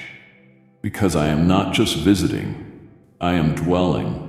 You have opened your heart, and now I am establishing my presence in a way that lingers, that anchors, that covers. This is not temporary. This is not a momentary spark. This is the kind of holy habitation that shifts everything. Your thoughts, your emotions, your atmosphere. You're going to start seeing it in small ways. Peace in the same place where you used to panic. Clarity in the same seat where confusion kept its grip. Worship rising where weariness once ruled. That is the mark of my sanctuary. Not a building, but a being. You, your space, your room now transformed into a place where heaven kisses earth. So don't rush out of this moment. Don't treat the shift as coincidental. Embrace it. Declare it. Speak it. This is holy ground, because once I declare a place holy, it cannot go back to what it was. And I have declared this space, this room, this soul, this moment holy. I have changed its identity. What was once a hiding place of fear is now a resting place of glory. What was once a battlefield of torment is now a garden of encounter. And child, whenever you need me, this is where we will meet. Not in striving, not in religious performance, but right here in the sanctuary of your surrendered space, because my presence has redefined the atmosphere, and nothing will ever be the same. This room, your room, became a sanctuary because you welcomed my voice. Now I am asking you to make space for others to encounter me in theirs. I am awakening a generation through whispers like this one, and you are a vessel of that awakening. Every gift you release pours oil into another lamp, fans flames in unseen places, and builds altars in digital deserts. I told you I was in the room. Now I am asking you to send me into someone else's. As Malachi 3:10 declares, bring the whole tithe into the storehouse and see if I won't open the windows of heaven. This is your window, child. Open your hand. Release the seed. Let your generosity speak louder than your fear. Go now through Super Thanks membership or PayPal below and help me invade rooms with resurrection. I know what you've been thinking in the quiet hours. Did I miss you, God? Did I miss the moment? Did I miss the instruction, the breakthrough, the shift? And I say to you now with tenderness and truth, you didn't miss me. At once you mistook my movement for stillness. But I was never idle. I was never silent in absence. I was silent in strategy. While you were worrying that nothing was changing, I was behind the veil moving every piece with divine precision. I wasn't stalling. I was setting the stage. I wasn't delayed. I was designing. And you, precious one, were not skipped. You were being built. Not to miss out, but to move forward at exactly the right time. Let me show you something. Even in nature, growth happens underground before it ever bursts into sight. The seed breaks open in silence, the roots spread in darkness, And it is not until the foundation is complete that the surface begins to show signs of life. That is what has been happening in you. While you were crying out for visible progress, I was establishing invisible power. While you doubted my pace, I was delivering my promise on a timeline you couldn't see. Unfelt does not mean unfaithful.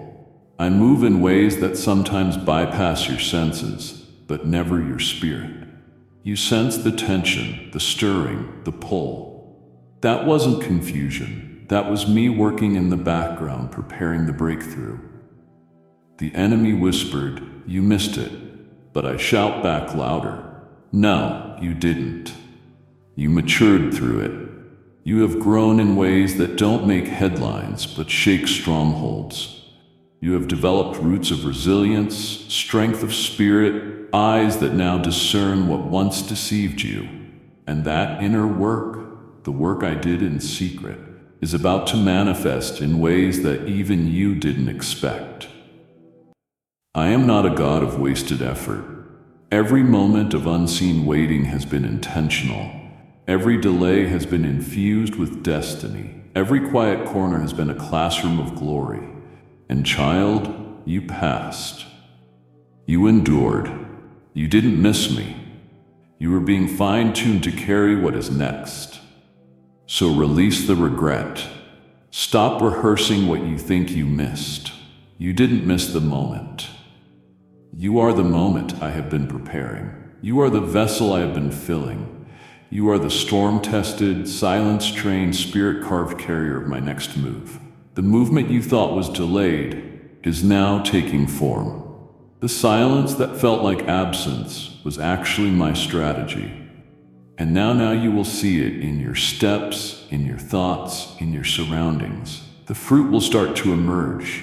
The vision will begin to clarify. The forward motion will begin to accelerate.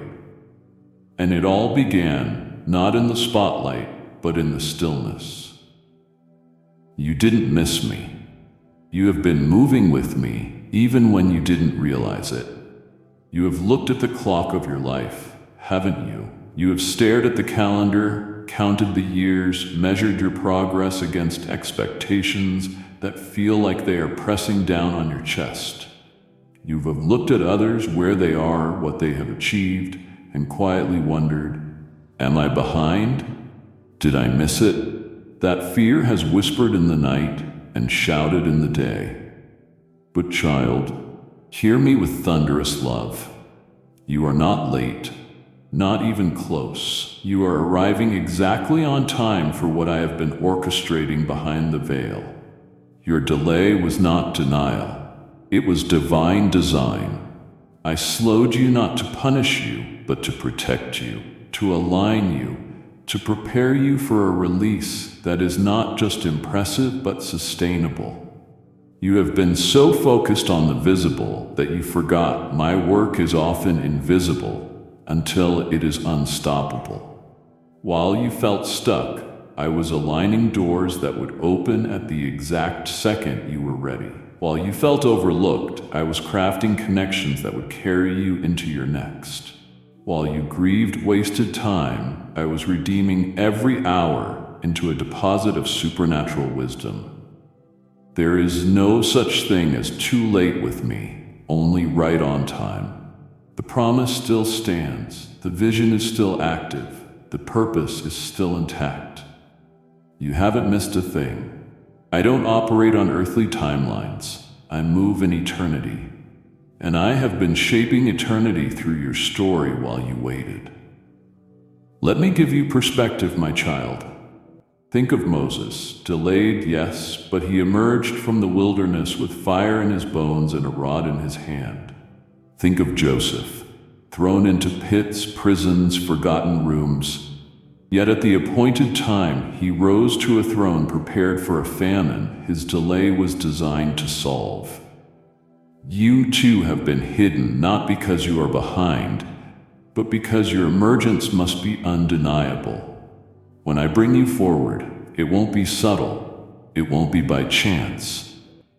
It will be with the evidence of divine orchestration. You will walk into rooms you didn't campaign for, carry assignments you didn't compete for, and operate with authority that only comes from time spent in the waiting place. The pressure you felt was not punishment.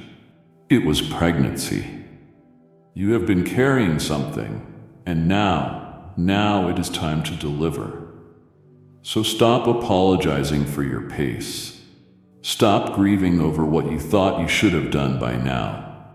You haven't missed the mark. You are the mark. You are the vessel I have been forming, and the moment you step into it, you will realize all of heaven was waiting for your yes. Your timing isn't broken, it is blessed, and from this day forward, every time you are tempted to say, "I'm too late," I want you to hear me answer back, "You are right on time, because I don't need you early. I don't need you rushed. I need you ready, and child, you are. I know how heavy the decision feels right now. I see how you have been analyzing every option, replaying every past mistake, trying to predict every outcome. I see the pressure sitting on your shoulders like a weight you were never meant to carry. You have told yourself you can't afford to mess this up, and fear has disguised itself as wisdom. But listen to me, precious one. I am not demanding perfection from you. I am inviting obedience. The next move you're about to make doesn't have to be flawless. It just has to be faithful. You don't need all the answers, you just need my voice. You don't need the full map, you just need the next step. And I am giving it to you right now. Not in force, but in invitation. Let me relieve you of the lie that says I only bless perfect plans. That is not who I am. I bless obedient hearts. I bless the brave. Yes, I bless the trembling step. I bless the decision made in quiet trust. Even when you don't have clarity for the whole journey, you spent too long trying to be right. Now it's time to be responsive. I am not looking for flawless execution. I am looking for surrendered action. When Peter stepped out of the boat, he didn't wait until the waves calmed. He didn't ask me for a weather report. He just stepped. Was it perfect? No. Did he sink briefly? Yes. But did I meet him in the water and take him further than fear ever could? Absolutely. Type yes. If you are ready for the blessings that you are about to receive, and if you believe in Christianity, kindly show your support for our community by contributing super thanks from $50 to $100, because obedience moves me. You keep waiting until you feel ready. But child, readiness isn't a feeling. It is a response. And I see the way your spirit is leaning toward me. That is enough. That whisper that says, I don't know what is next, but I know who is calling me. That is obedience already in motion. I am not holding a clipboard waiting to check off your performance. I am standing in your room, reaching out my hand saying, come with me. No more delay. No more hesitation dressed up as wisdom. No more trying to get it all together before you say yes. I have already taken your humanity into account.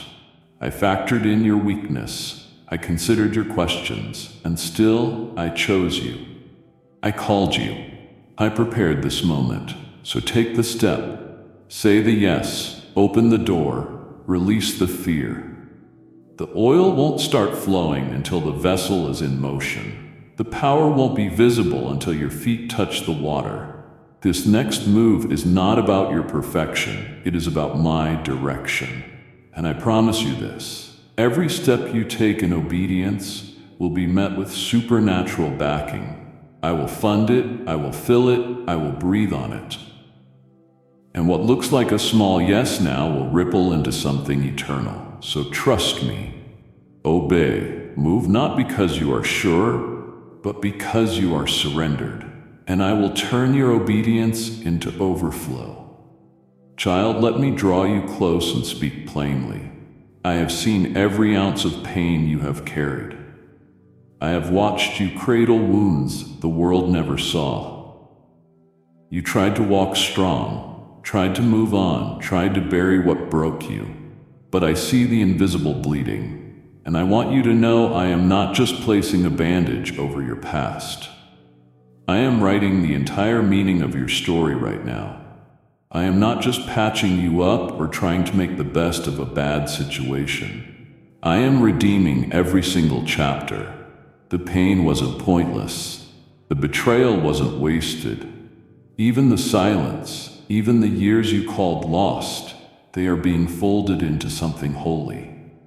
I am not just fixing what happened, I am giving it divine context. I am transforming tragedy into testimony. I'm doing this not so you can pretend it never hurt, but so that you can finally see that the hurt did not have the last word.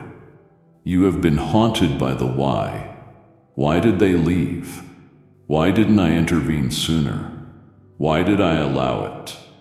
And while you may never get the exact answer you hoped for in the way you expected, what I am offering you now is far greater.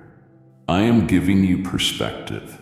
You are about to see your life not as broken fragments, but as a prophetic masterpiece in motion. Every wound has been whispering a lie that you are damaged, that you are late, that you are less than.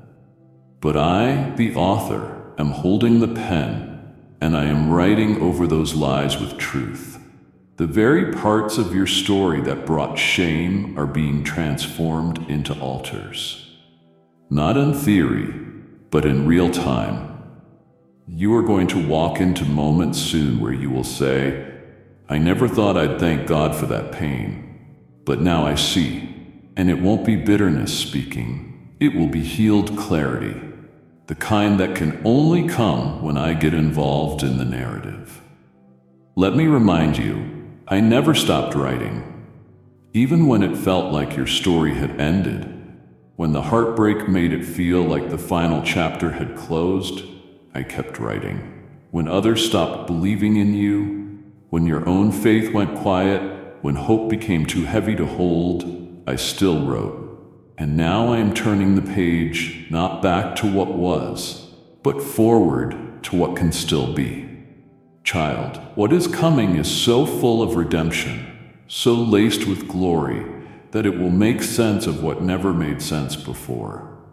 I am not glorifying your pain, I am glorifying myself through it, because I am the only one who can take trauma and spin it into triumph. Who else can take what was meant to scar you and turn it into your signature? The enemy will regret ever touching your story, because now I am turning it into a song that sets others free. So let me do the full work. Don't ask me to just heal the surface. Let me dive into the roots, into the unsaid, into the places even you have tried to ignore. Invite me into every paragraph, not just the polished ones. I promise you will not be ashamed. You will look back with awe, not because it didn't hurt, but because somehow it brought you here, into this sacred space, into this prophetic moment, into my arms. I am not just healing your pain. I am making your life into something you will no longer want to forget.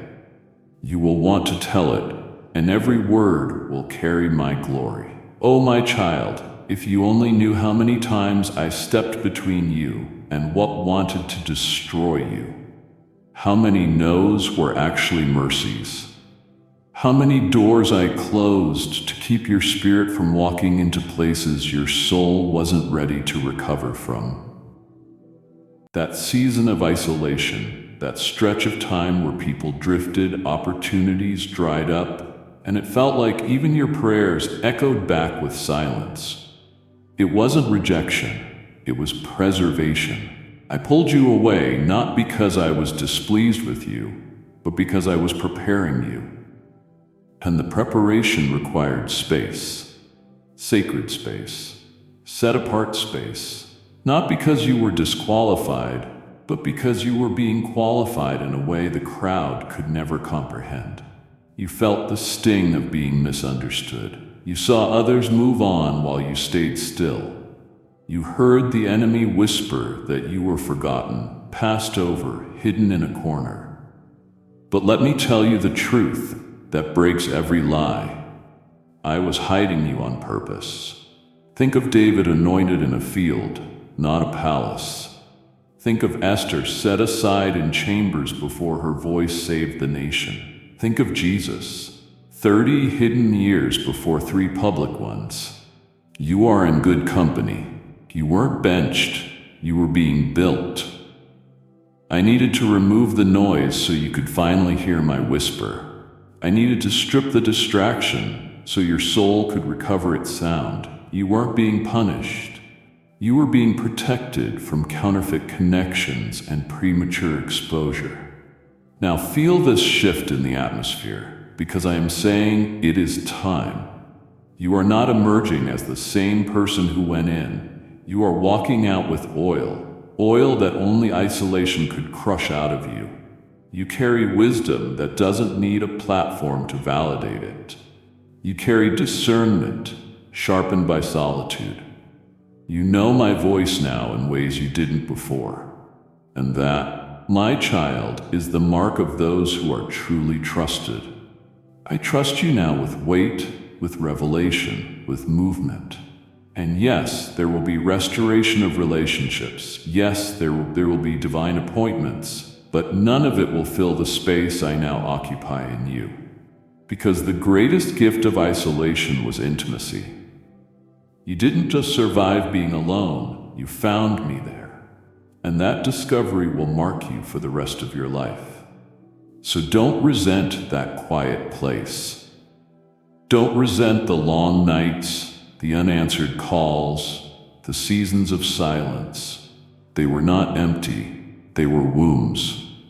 And what is about to be birthed from your life will not carry the fingerprints of performance.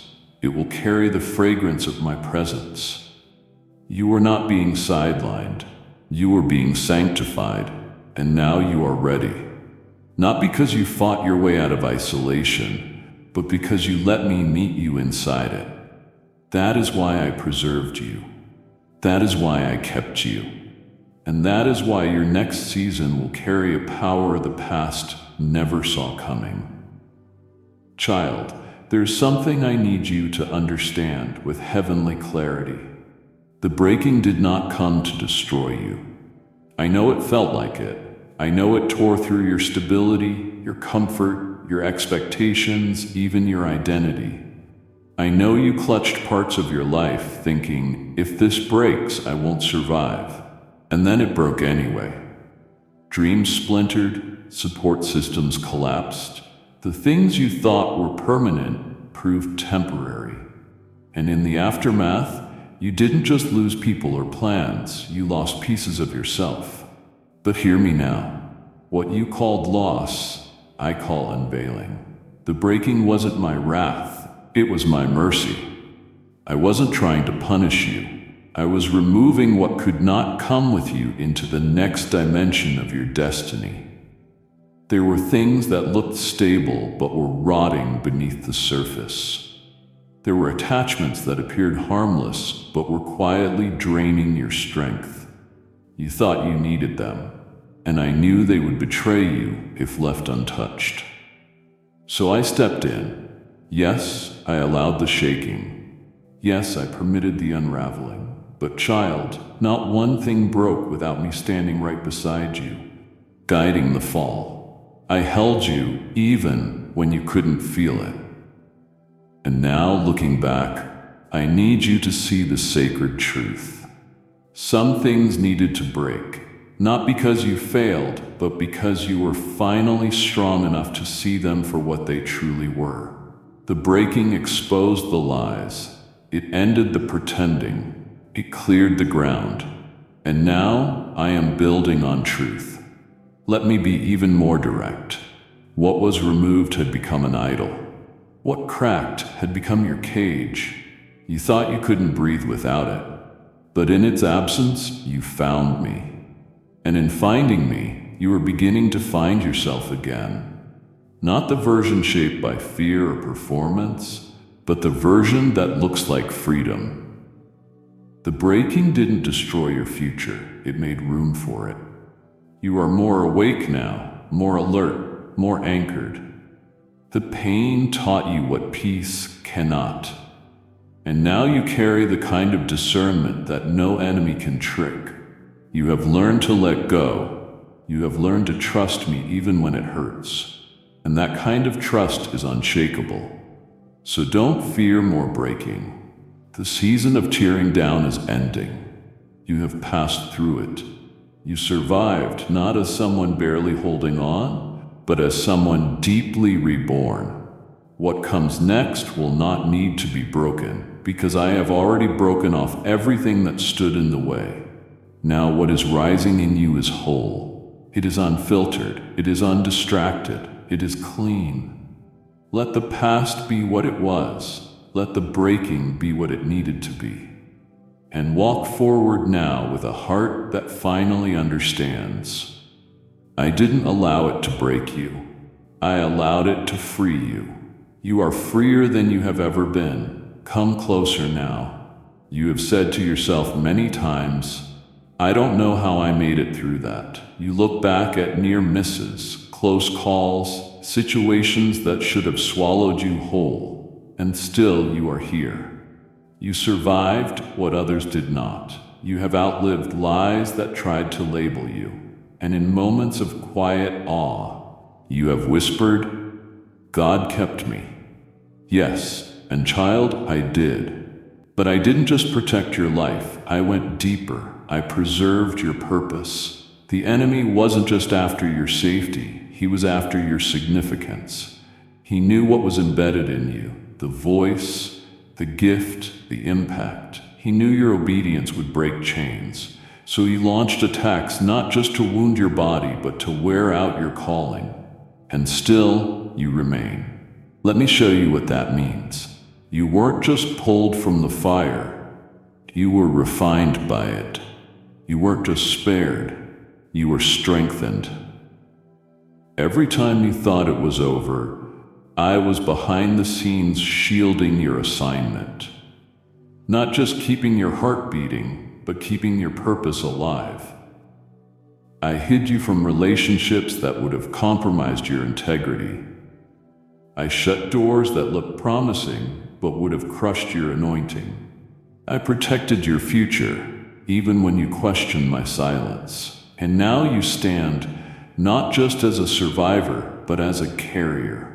A vessel that still contains everything I put in you before you were even formed in your mother's womb. You have asked, why did I survive?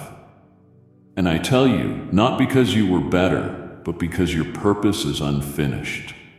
Because I saw generations behind you that need what you carry. Because I saw assignments waiting in rooms you have yet to enter. Because I saw a fire inside you that hell couldn't extinguish. I didn't preserve you so you could drift. I preserved you to awaken you. And now I am reactivating what fear tried to numb. I am reigniting the spark that sorrow tried to suffocate.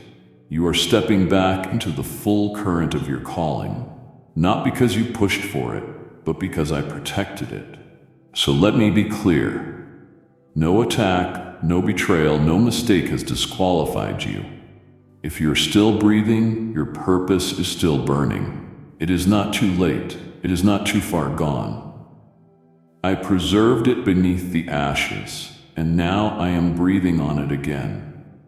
This next chapter will be marked by clarity of direction and confidence in your calling. You won't second guess what you are here for. You won't shrink back when doors open, because you will know you were protected not just to survive, but to fulfill, to pour out, to shift atmospheres, to speak light into darkness. Child, I am not done. I preserved your purpose, and now it is time to walk fully in it. I know how long you have been waiting. How many times you have clutched my promises with trembling hands, wondering if they were fading like morning mist. You have gone back and reread the words I spoke over your life. You have questioned whether you misheard, misstepped, or misunderstood. But listen to me, and let every part of your being feel this as truth. I didn't forget. Not one word I spoke has fallen to the ground. Not one syllable has slipped through the cracks of time. I don't speak and then change my mind. But while I promised, I was also preparing. And what I am preparing, you are now on the brink of walking into. You thought the delay meant denial. You assumed my silence meant disengagement. But child, if only you could see the scale of what I have been arranging behind the veil. Heaven has been busy. Angels have been dispatched. Timelines have been adjusted. People have been moved into place. The very atmosphere around you has been shifting in anticipation. Not because you demanded it, but because I decreed it. You see stillness, but I see structure. You sense a pause, but I see preparation. I didn't forget my word. I just refused to deliver prematurely what must arrive in power. Because when my promise comes to pass in your life, it won't whisper. It will thunder. You have waited long, and now you are about to witness. You won't just hear stories about my faithfulness in others' lives. You will live it in your own. You will stand in places you once only saw in dreams. You will hold in your hands what you used to pray for with tear-stained cheeks. And when it happens, you will understand. The wait wasn't wasted. It was sacred. It matured your heart. It sharpened your discernment and deepened your roots. And now the fruit will be undeniable. There is a public unveiling approaching that will match the private obedience you have walked in. You didn't lose the promise, you grew into it. And now I am saying it is time. So don't shrink back now. Don't let the delay poison your trust. Don't talk yourself out of what you are meant to walk into. I am the promise keeper. I have not abandoned the vision. I have been perfecting it. And the moment your foot touches the ground of your next season, you will feel it. The weight of prophecy fulfilled, not just emotionally but tangibly. Doors will open without you knocking. Alignments will occur without your striving. Provision will meet you without your panic, and you will remember my promises don't expire. They evolve and they manifest right on time. My time. Get ready, because what I am bringing to pass was always yours. O beloved one, I need to speak directly to the deepest wound, that secret ache you carry. The one that whispers, why am I so easy to leave? That haunting fear that maybe somehow you are just too much, too complicated, too broken, too different. That maybe you are lovable in pieces but not in full. I see it. I see how you smiled through abandonment. How you have excused betrayal, how you have rewritten your own worth just to stay accepted. But hear me now with piercing clarity. You are not hard to love. You have just never been fully seen through the lens of my heart. But I see you, I know you, and I don't flinch. You are fully known and fully wanted. You have been loved conditionally, praised for your strength but overlooked in your softness. Rewarded for being useful, but rejected when you needed to be held. You have contorted your identity to fit people who were never meant to carry the weight of your calling. But child, I never asked you to shrink. I never asked you to perform. I created you with complexity, with depth, with divine intention. You weren't meant to be understood by everyone because you carry something that doesn't come from everyone. You have been measured by incomplete standards, but now I am calling you into a new revelation. My love is not transactional. It is transformational. I don't love you for what you do. I love you because of who you are, and who you are is mine. Let me go deeper. You were knit together by my hands. You are not a mistake. You are not a burden. You are not too emotional. You are emotionally alive. You are not too intense. You are spiritually attuned. The very things others saw as flaws, I see as features. You weren't made to be palatable. You were made to be prophetic. And it is time to unlearn the lie that says you must dilute your light to be embraced. I am sending people, true covenant ones, who will love you in alignment with my heart. People who don't flinch at your tears, who aren't intimidated by your anointing, who won't ghost when it gets real. I am replacing counterfeit connections with covenant clarity. So breathe. Exhale the shame, release the self-blame. I am removing the residue of rejection. I am healing the part of you that thought you had to earn love. And from this day forward, you will walk in the full awareness that you are already loved. Not hypothetically, not abstractly, but fully, personally, eternally. You don't have to be easier to love. You just have to stop looking for it in people who don't have my eyes. Because when you are truly seen through the lens of my love, you will never settle again. And child, I am not just seeing you.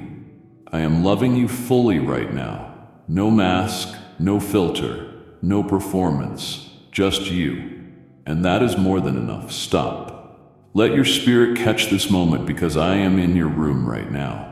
Not metaphorically, not symbolically, but literally, tangibly, eternally.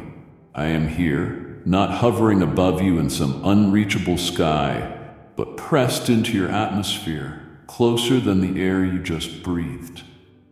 I have been with you this entire time, but now I want you to feel it, know it, acknowledge it.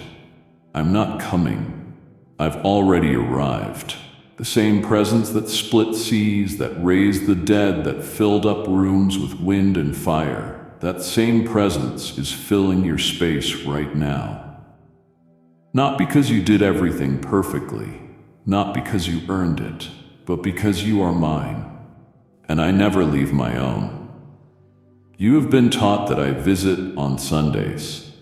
You think I wait for you to clean up first, that I only dwell in spaces prepared with candles and reverence. But I am breaking that box today. I am the God who walks into messy rooms and makes them holy. I am the God who sits beside you on tear-soaked floors and calls it worship. I am the God who climbs into hospital beds, into traffic jams, into lonely hotel rooms, into depression-heavy mornings, and turns them into sanctuaries. I am not uncomfortable in your chaos. I am not threatened by your questions. I am not disappointed in your need. I came for this. I live for this. To be near you.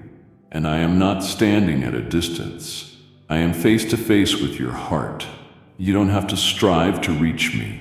You don't have to perform to keep me.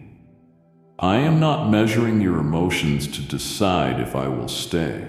I am already here. And when I step into a room, everything changes.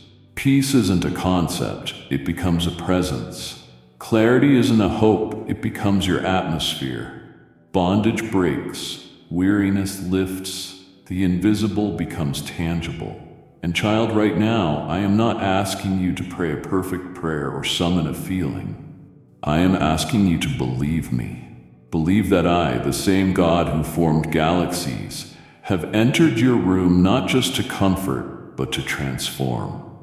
I am here to reroute the story, to heal what you thought you had to hide, to breathe on dreams you gave up on, to touch wounds no one else knew how to treat. I am not outside knocking, I am inside whispering, so respond to me, right here, right now. Speak to me like I am beside you, because I am. Invite me into the parts of you that you have never shared. Cry if you need, sing if you feel it. Sit silently if that's all you have. I will still speak. I don't need a perfect performance. I just want a present heart. I am in your room as your protector, as your healer, as your deliverer, as your closest friend, as your sovereign king. And nothing will ever be the same after this. You won't leave this room the same way you entered it, because once I step in, everything realigns. Every lie loses its power. Every fear bows. Every chain begins to melt. And all you have to do is receive it. Breathe me in. Let me be your closest reality, not just in moments of desperation, but in every moment from here on. Because, child, I am not going anywhere. I am in your room right now, and I am staying. This message must move. It must travel through time zones, through trembling hearts, through rooms where people are crying out, God, speak to me. You have seen the power of my voice. Now I am commissioning you to be part of how it is carried. Your giving isn't small, it's sacred. It becomes manna in famine, light in prison, oil in drought. As I declare in Isaiah 55 verse 11, my word shall accomplish what I please and prosper where I send it. I want to send it through you. Don't wait. Act now through the giving options below, and let your seed become the sound of salvation in another room. Now, my beloved, if you felt my presence, if you sense the weight of my voice, then respond right here, right now. Declare this in faith. God is in my room and everything is changing. Don't let this encounter pass like a moment. Mark it in the comments as your altar, your yes, your agreement. I am watching, I am listening. Let the world and every spirit know you recognize me in the room. And when you speak it, I will move again. Because where I am welcome, I do wonders. And now that you have welcomed me, stay. Don't rush from this holy space you have just opened. My presence doesn't only move in the fire, it rests in the stillness. There are depths of me that can't be found in the noise of praise, but only in the quiet of awareness. I want to meet you there, in the soft moments when the world hasn't yet awakened. To linger a little longer. Let your soul learn the language of silence. For I am about to speak again, not in thunder, but in peace. My child, listen to me. Before the alarm on your phone demands your attention, before your mind begins to race with the list of things you must do today, there is a moment of profound silence. Do you feel it? A deep, unbroken quiet that settles over everything just before the dawn. That stillness is not empty. It is filled with my presence. I am in the quiet that greets you. The peace that exists before the world rushes in with its noise and its pressures. I am here in your room before your day has even begun. I am the calm you desperately search for when your job feels overwhelming and the future feels uncertain. That peace is not something you have to find out there. I bring it to you here in the stillness. I am the gentle peace that settles over you when the day is finally done, when you have taken off the mask you wear for the world, when you have stopped striving and performing, when all the voices and expectations have faded away. What is left is me. I am the quiet sigh of relief that escapes your lips when you finally close your door. I am the comfort that meets you in your exhaustion. You think you are just unwinding, but you are truly stepping into a sanctuary I have prepared for you. This very room, the space you call your own, was made holy by my love long before you ever entered it. Pause for a moment. Look at that sliver of sunlight cutting through your window, illuminating the air. Do you see those tiny specks of dust dancing in the light? You pay them no mind, but I am there. My presence is as constant and as overlooked as those particles present in the smallest details of your life. My love is the very air you are breathing right now. Take a deep breath. Feel your lungs fill. It is my life I am pouring into you, a gift given moment by moment, breath by breath. You do not have to earn it. You do not have to beg for it. I give it freely because you are mine. Every beat of your heart is a testament to my faithfulness, a rhythm I sustain even when your own heart is aching with worry or heavy with unspoken grief. I was here in this room before you, preparing it, sanctifying it, filling it with a love that has been waiting patiently for you to acknowledge it. I have seen you pace this floor, wrestling with decisions. I have seen you sit on the edge of your bed, feeling the weight of the world on your shoulders. And in every one of those moments, I have been here, closer than your own skin. So I am asking you now to do something different. Do not listen with your ears. The world is full of sounds that will distract you, that will lie to you, that will tell you that you are not enough. I want you to listen with your heart. Can you feel that gentle pull, that quiet whisper beneath the noise of your own anxiety? That is my voice. I am speaking to you now. Not in a shout that shakes the walls, but in a current of peace that can calm the storm inside of you. Feel my love wrapping around you like the warmth of your favorite blanket. Feel my strength becoming your own. In this stillness, I am undoing the knots of fear in your stomach. I am reminding you of a truth more real than any problem you face. I am with you. I am in your room right now. And I am not going anywhere. This is not just a feeling, it is the ultimate reality. Listen, just listen. I'm here. Look with me now at the walls of your room. I see the pictures you have chosen to display. That photograph of your family from years ago, the one where everyone is smiling for the camera. I was there. I know the unspoken tension that was just beneath the surface. The worries each person was carrying that day. But I also know the genuine love that held you all together. A love that is a reflection of mine. I see the poster you've had since you were younger, a reminder of a dream you once held so dear. A dream you now fear is foolish or out of reach. I see the quotes you have put up, words of inspiration that you read on the days you feel you cannot go on. I know that sometimes they feel like empty platitudes, but I am the truth behind those words. I am the strength you are trying to borrow from them. And my child, just as I see the walls you have decorated, I see the invisible ones you have built around your own heart. They are much higher and thicker, are they not?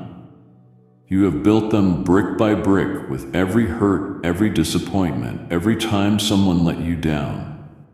You think they keep you safe, but they only keep you isolated.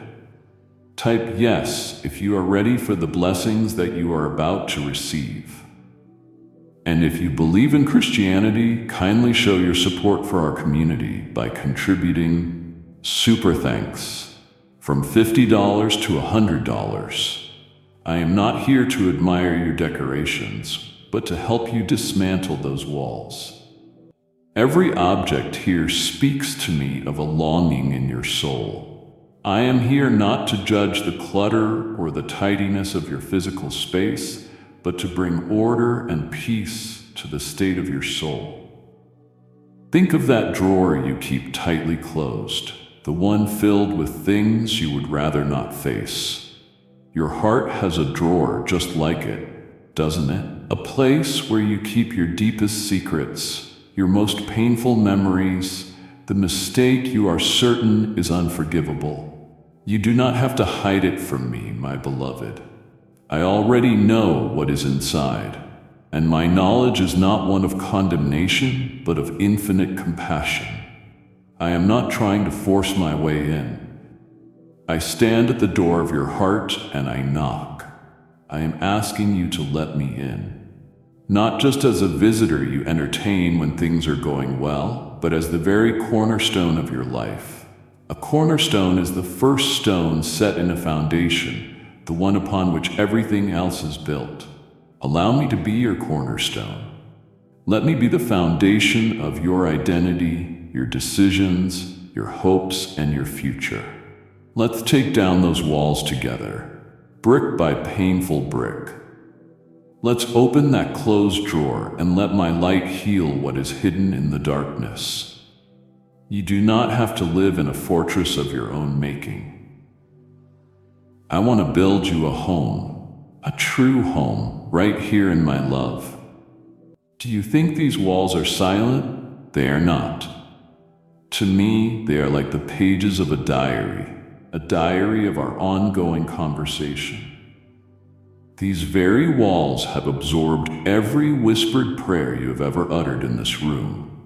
They remember the nights you were too weary to even form words, when your heart's desperate plea was simply, "God, help me." I heard it as clearly as if you had shouted from a mountaintop. This pillow you lay your head on, I know its story. I have collected every single tear that has fallen upon it. Tears of frustration when that bill was due and you didn't know how the money would come. Tears of grief over a loss that felt too heavy to bear. Tears of loneliness in the deep quiet of the night when the world felt a million miles away. Do not think for a second that those tears went unnoticed. Each one is precious to me, a testament to a heart that is soft enough to feel, and I have held each one in my hands. But this room has not only heard your cries, it has also echoed with your joy. I remember the joyful thanks you offered when that prayer was answered in a way you never expected. I heard the song of praise in your heart when you received good news, when a relationship was mended, when you felt a moment of pure, uncomplicated happiness. Your gratitude rises to me like the sweetest incense. Even the prayers you were too tired to voice, the desires so deep you couldn't give them a name, I have heard those too. I know the rhythm of your soul, the silent anxieties and the unspoken hopes. Do not ever believe that a single request has been lost or ignored. You may feel that your prayers just hit the ceiling and vanish. That is a lie from the enemy of your soul. The truth is, I am pondering them all. I am weaving your requests and your needs into a tapestry far more beautiful than you can currently see. Your life in this room is a testament to our relationship.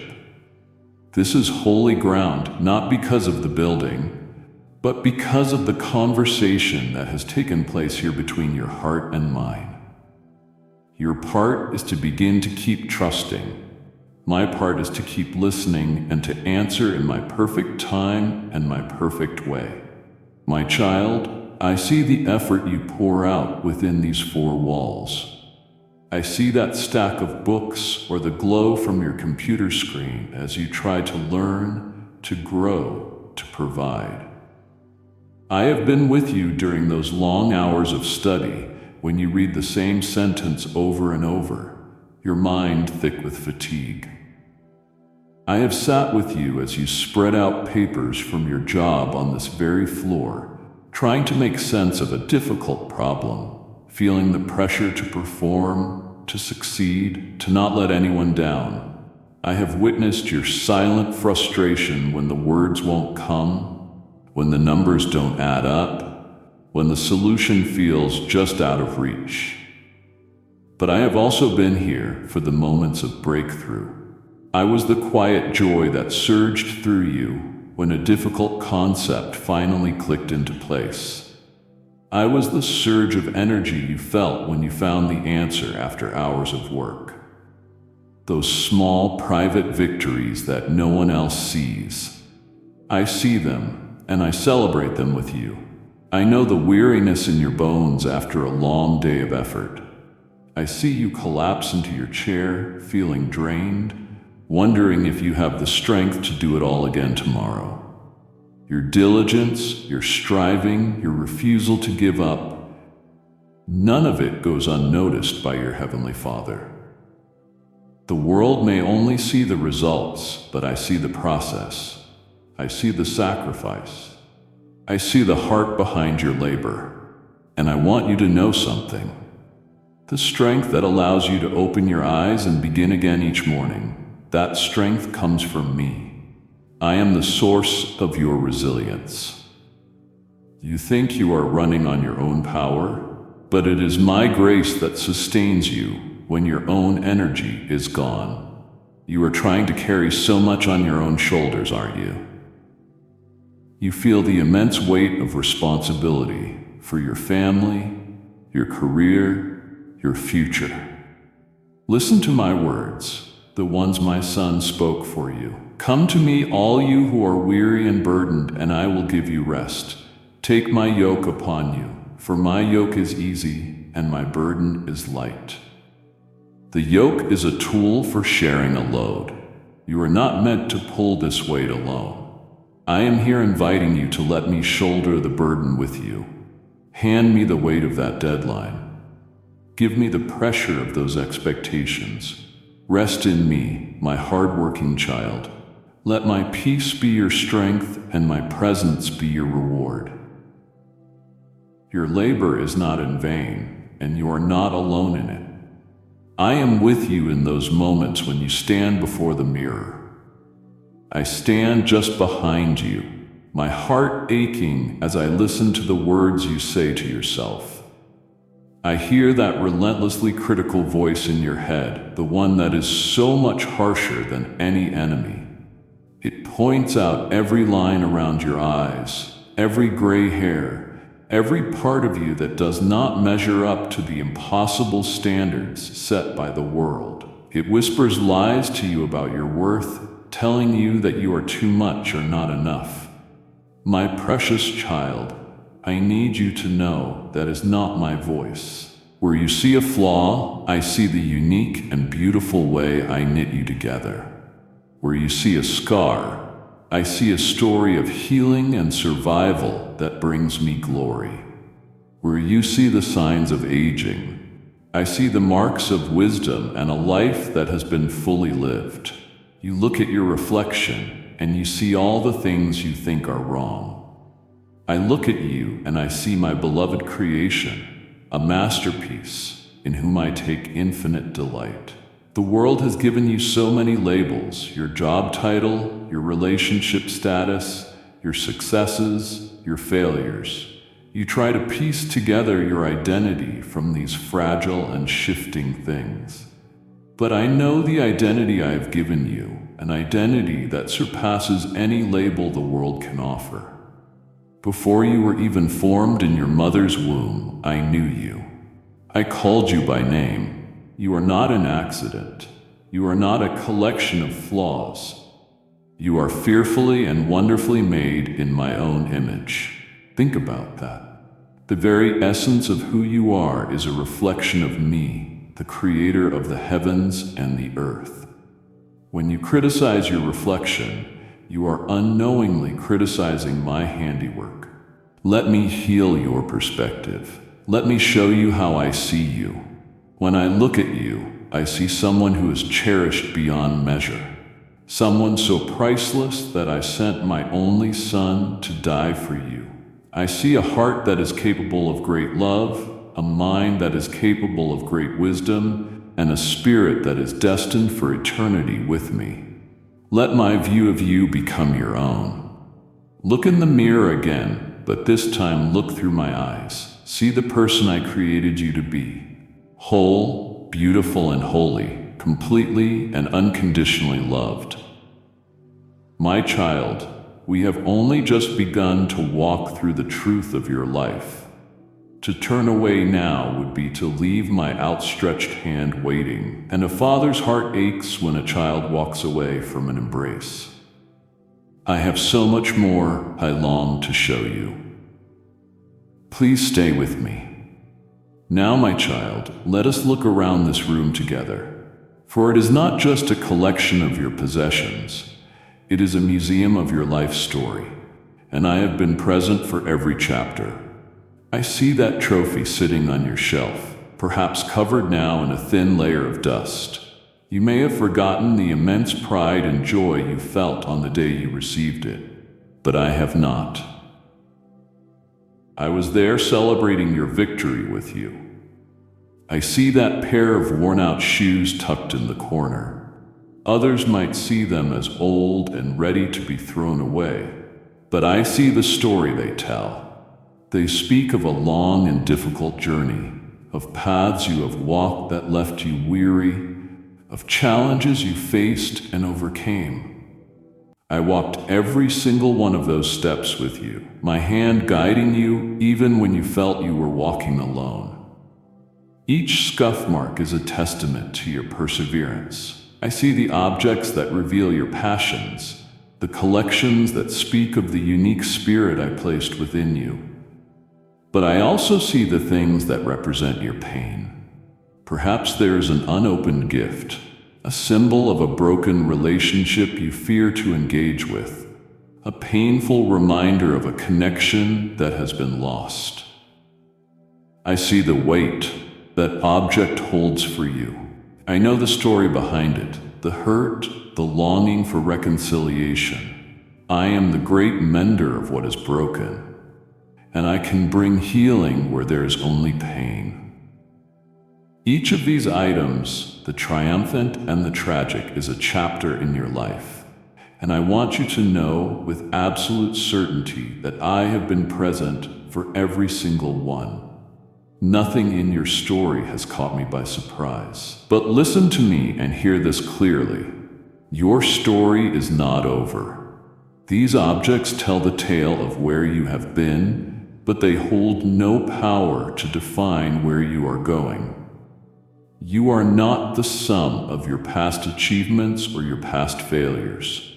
You are my child on a journey that is still unfolding, and believe me, the greatest chapters have yet to be written. The most exciting parts of your story are the ones we are about to write together, starting today in this very room. Entrust your story to me, the past, the present, and the future. I am the author of your life, and I promise you, the ending is one of victory and unimaginable joy. When you reach over and turn off the lamp, the familiar shapes of your room dissolve into shadows. In the sudden quiet and the encroaching dark, other things begin to stir, don't they? The worries you managed to keep at bay during the busy hours of the day now creep out from the corners of your mind. You lie there and your thoughts begin to race. You replay that awkward conversation from work, cringing at what you said. You stare into the blackness and see the looming deadlines, the unpaid bills, the health of a loved one.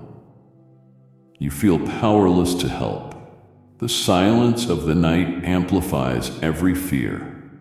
The darkness tries to convince you that you are utterly alone with your struggles. But listen to my whisper, which is louder than any fear. When you turn off the physical lights, my presence does not diminish, it brightens. You think the darkness makes you vulnerable, but it is in the absence of all other lights that you can see mine most clearly. I am the guard who watches over you as you sleep. I am the stillness that counters the chaos in your mind. I am the profound peace that can settle your racing heart so you can find the rest you so desperately need. The shadows on the wall may twist into frightening shapes, but I am the truth that is greater than any illusion. I calm the fears that the darkness tries to magnify. That knot of anxiety in your stomach as you think about tomorrow, place your hand on it now. Feel my hand over yours. Together we can release it.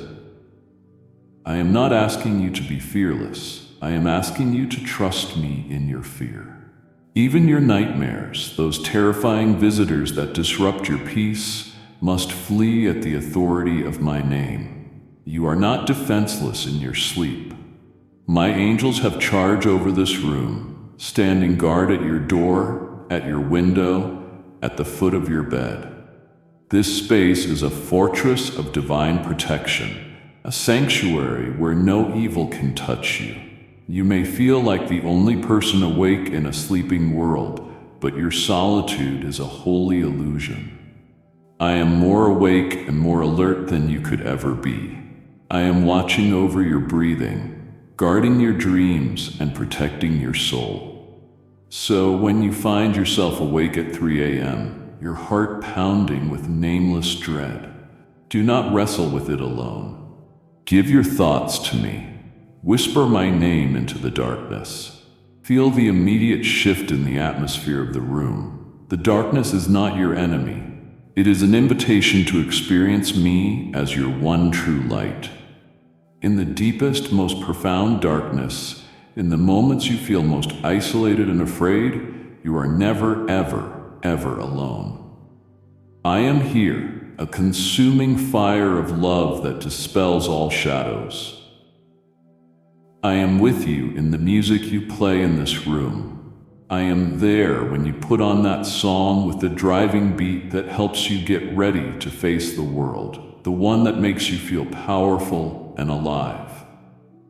I am also right beside you when you close the door and play that quiet, heartbreaking melody on repeat, the one that says everything you cannot find the words for, the one that understands your grief. Whether you are celebrating or mourning, the music you choose is a prayer of sorts, a way of speaking to me from a place deeper than words. But my child, beyond the songs you can hear with your ears, I hear the music of your soul. It is a melody only I can fully comprehend, for I am its composer. I know the unique rhythm of your anxieties, that frantic, hurried tempo that takes over when you feel stressed and out of control. I also know the gentle, underlying harmony of your hopes, the quiet, persistent notes of a future you are still daring to believe in. Your life is not a random collection of noises. It is a grand and complex symphony. There have been movements filled with joyful, soaring notes, moments of triumph and love, and there have been movements of deep sorrow, passages played in a minor key that felt like they would never end. There have been loud clashing moments of conflict and long quiet periods of waiting where it seemed the music had stopped altogether. You, my beloved, can only hear the single note you are playing today. You feel the dissonance of this current struggle, the sadness of this present passage, and you fear this is what the entire song will sound like. But I hear the whole symphony. I know how the mournful theme of today resolves into a triumphant crescendo tomorrow. I know how the chaotic rhythms of your fear are being woven into a beautiful harmony of faith and resilience. Nothing is wasted in my composition. Every note, every rest, every moment of tension and release has a purpose in the magnificent piece that is your life. So let me ask you this. Will you let me tune your heart today? When you feel anxious and out of sync, let me bring your soul back into a rhythm of grace.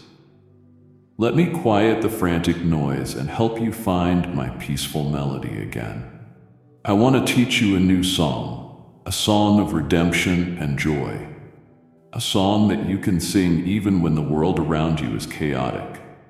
In the grand orchestra of all creation, your part is absolutely irreplaceable. No one else can play the music I have written for you. Let us make that music together. When the day is over and you retreat to this room, I see you reach for that small, glowing screen. As you lie in bed, the light from your phone casts a pale glow on your face. I am there with you. My presence fills the space between you and that device. I see the endless, mindless scroll through the lives of others. I see the pictures of happy families, perfect vacations, and career successes that cause a familiar pang in your heart. I am with you in that painful moment of comparison. That lie whispered from the screen that tells you your life is somehow less, that you are falling behind. I see what you search for in the privacy of your own device when you think no one is watching. I am not talking about shameful things, though I see those too without condemnation and with a heart to heal. I am talking about the searches that reveal the true longing of your soul. You type in questions like, how do I stop feeling so anxious? Or, what is my purpose? Or, why do I feel so alone? You look for articles, videos, and voices that might give you an answer, a piece of hope to hold on to. You are searching for me, even when you don't know it. Every like you receive gives a fleeting moment of validation. Every comment makes you feel seen for a second. Every new follower offers a temporary sense of belonging. My child, do you not see? All of this is driven by a deep, holy, and legitimate longing for connection, a longing I placed in you.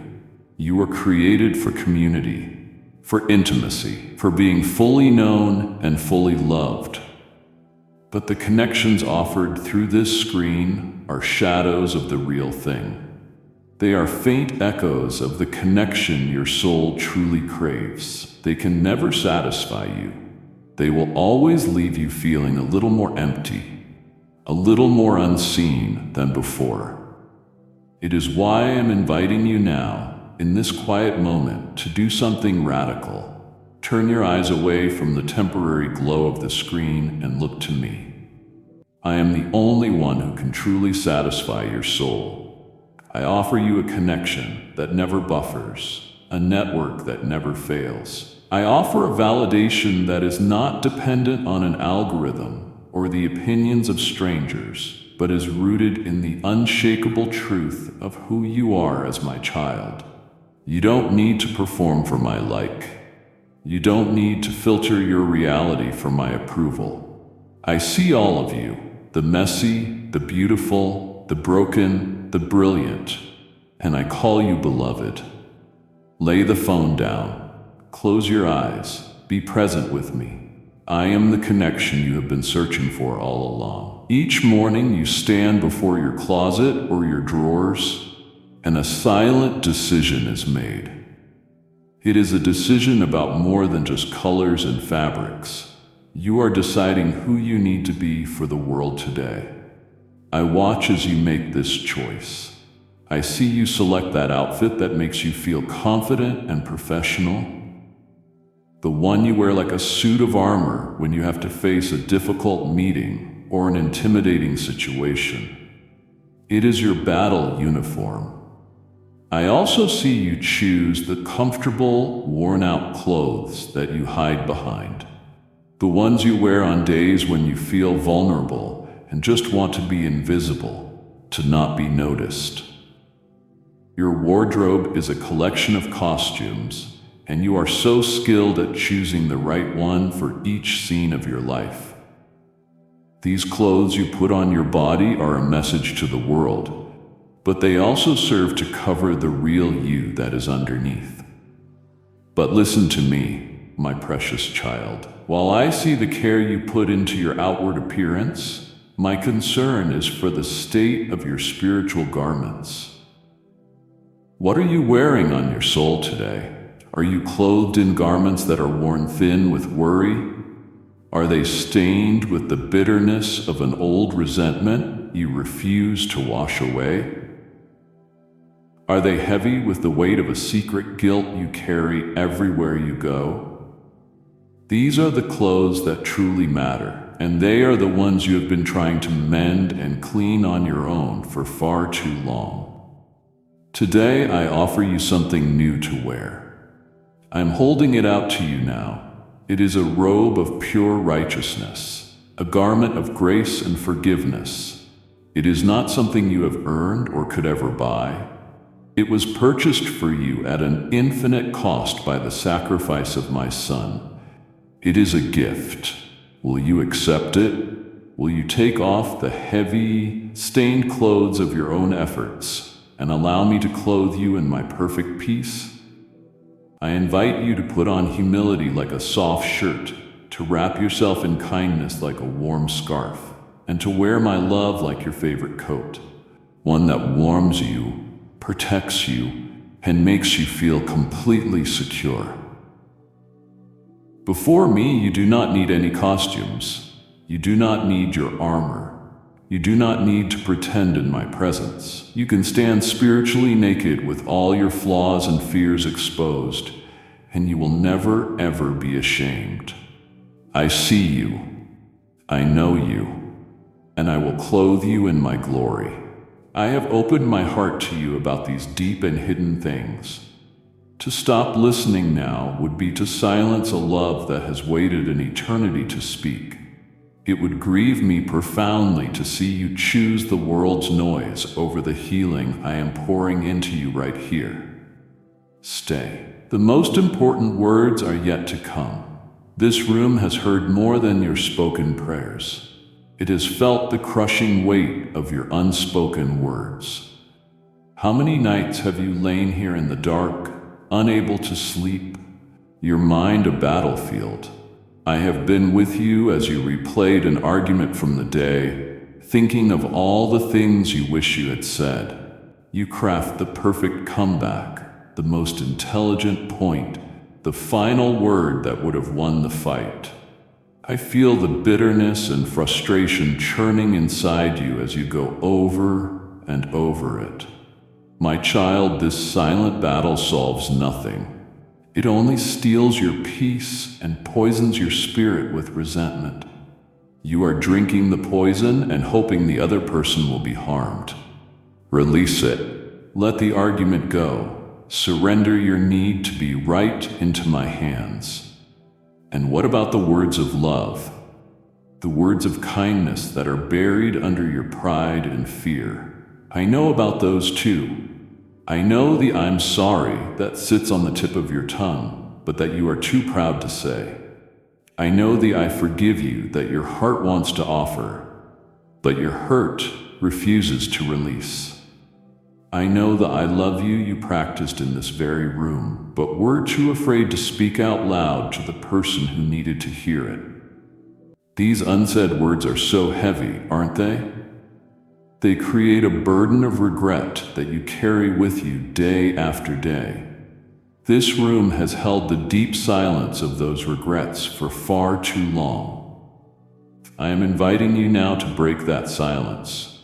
You don't have to speak to anyone else yet. Just speak to me, right here, right now. Whisper the apology you need to make. Confess the love you are afraid to share.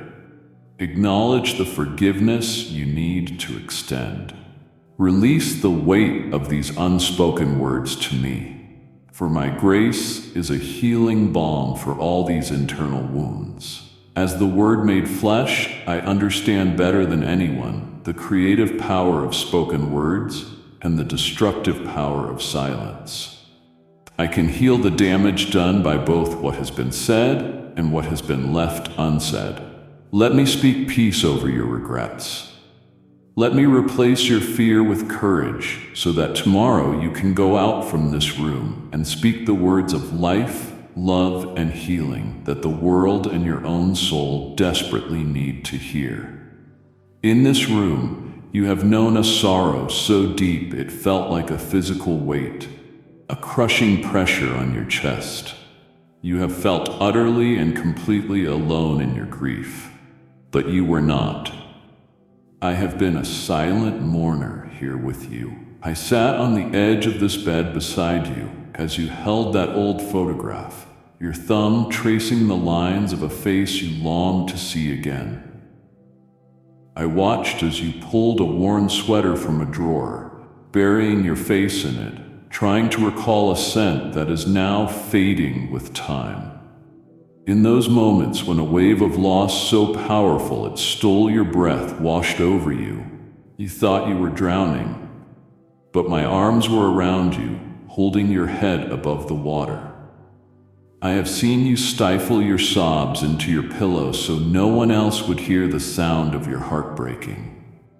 But I heard every shattered whisper, every choked back cry reached my ears and touched my own heart. The world tells you to be strong, to move on, to put the past behind you. But I, your God, sat with you in the ashes of your pain and simply shared in your sorrow. I know the anger that comes with grief, the question that has echoed off these walls, the one you were almost afraid to ask. Why? Why did you let this happen? That question, my child, is not an offense to me. It is an honest cry from a wounded soul, and I welcome it. My heart breaks with yours, for I am a God of immense compassion, not a distant, unfeeling monarch. I walked the earth and stood before the tomb of my friend Lazarus, and I wept. I felt the sting of loss. On the cross, my son cried out in agony, feeling the separation that sin and death create. Your pain is not foreign to me. I understand it intimately. But I also want you to understand this. I am the resurrection and the life. I hold the keys to victory over death itself. The grave is not the final word. The separation you feel now is not the end of the story. This is the promise I want to plant deep within your grieving heart. Allow my comfort to be more than just a fleeting feeling. Let it be the anchor of hope that sustains you in this storm. I am binding up your broken heart. It is a slow and gentle process. It is me quietly stitching the pieces back together with threads of eternal love. The heart that emerges will bear the beautiful scars of having loved deeply. But I promise you, it will be whole and it will beat with joy again. Your loss is real and your pain is valid. But my love is more real, and my promise of life is eternal. As you feel my comfort binding up your own broken heart, you may feel a desire to extend the same healing to others who are weeping alone in their own rooms. This desire is from me, for I have declared, "Blessed are those who mourn, for they shall be comforted." And now I call you to become the comforter for another soul. Your gift becomes a seed of hope planted in the barren ground of another's grief, a wellspring for someone drowning in sorrow. This is a sacred moment. Your act of giving now will reap a harvest of souls. As you sow this seed of faith, I declare that my own comfort will be your eternal shield, and your own well will never run dry. Become an instrument of my peace. Give now through the links provided, and watch as I turn your offering into a river of healing for the nations. The world is obsessed with grand achievements. It builds monuments to loud victories and applauds those who succeed in the public eye. But in the quiet sanctuary of this room, you and I have shared in victories that are far more precious to me, victories no one else knows about. These are the triumphs of the heart, the quiet battles of the will, and they make all of heaven rejoice. Do you remember yesterday when that old temptation whispered to you? The destructive habit you have been fighting, the one that promises a moment of relief but always leaves you feeling ashamed? For a moment you considered giving in. The battle raged in your mind. No one was watching. No one would have known. But then you took a deep breath. You thought of me, and you chose a different path. You chose freedom. My child, you may have thought that was a small, insignificant moment, but to me, it was a thunderous victory.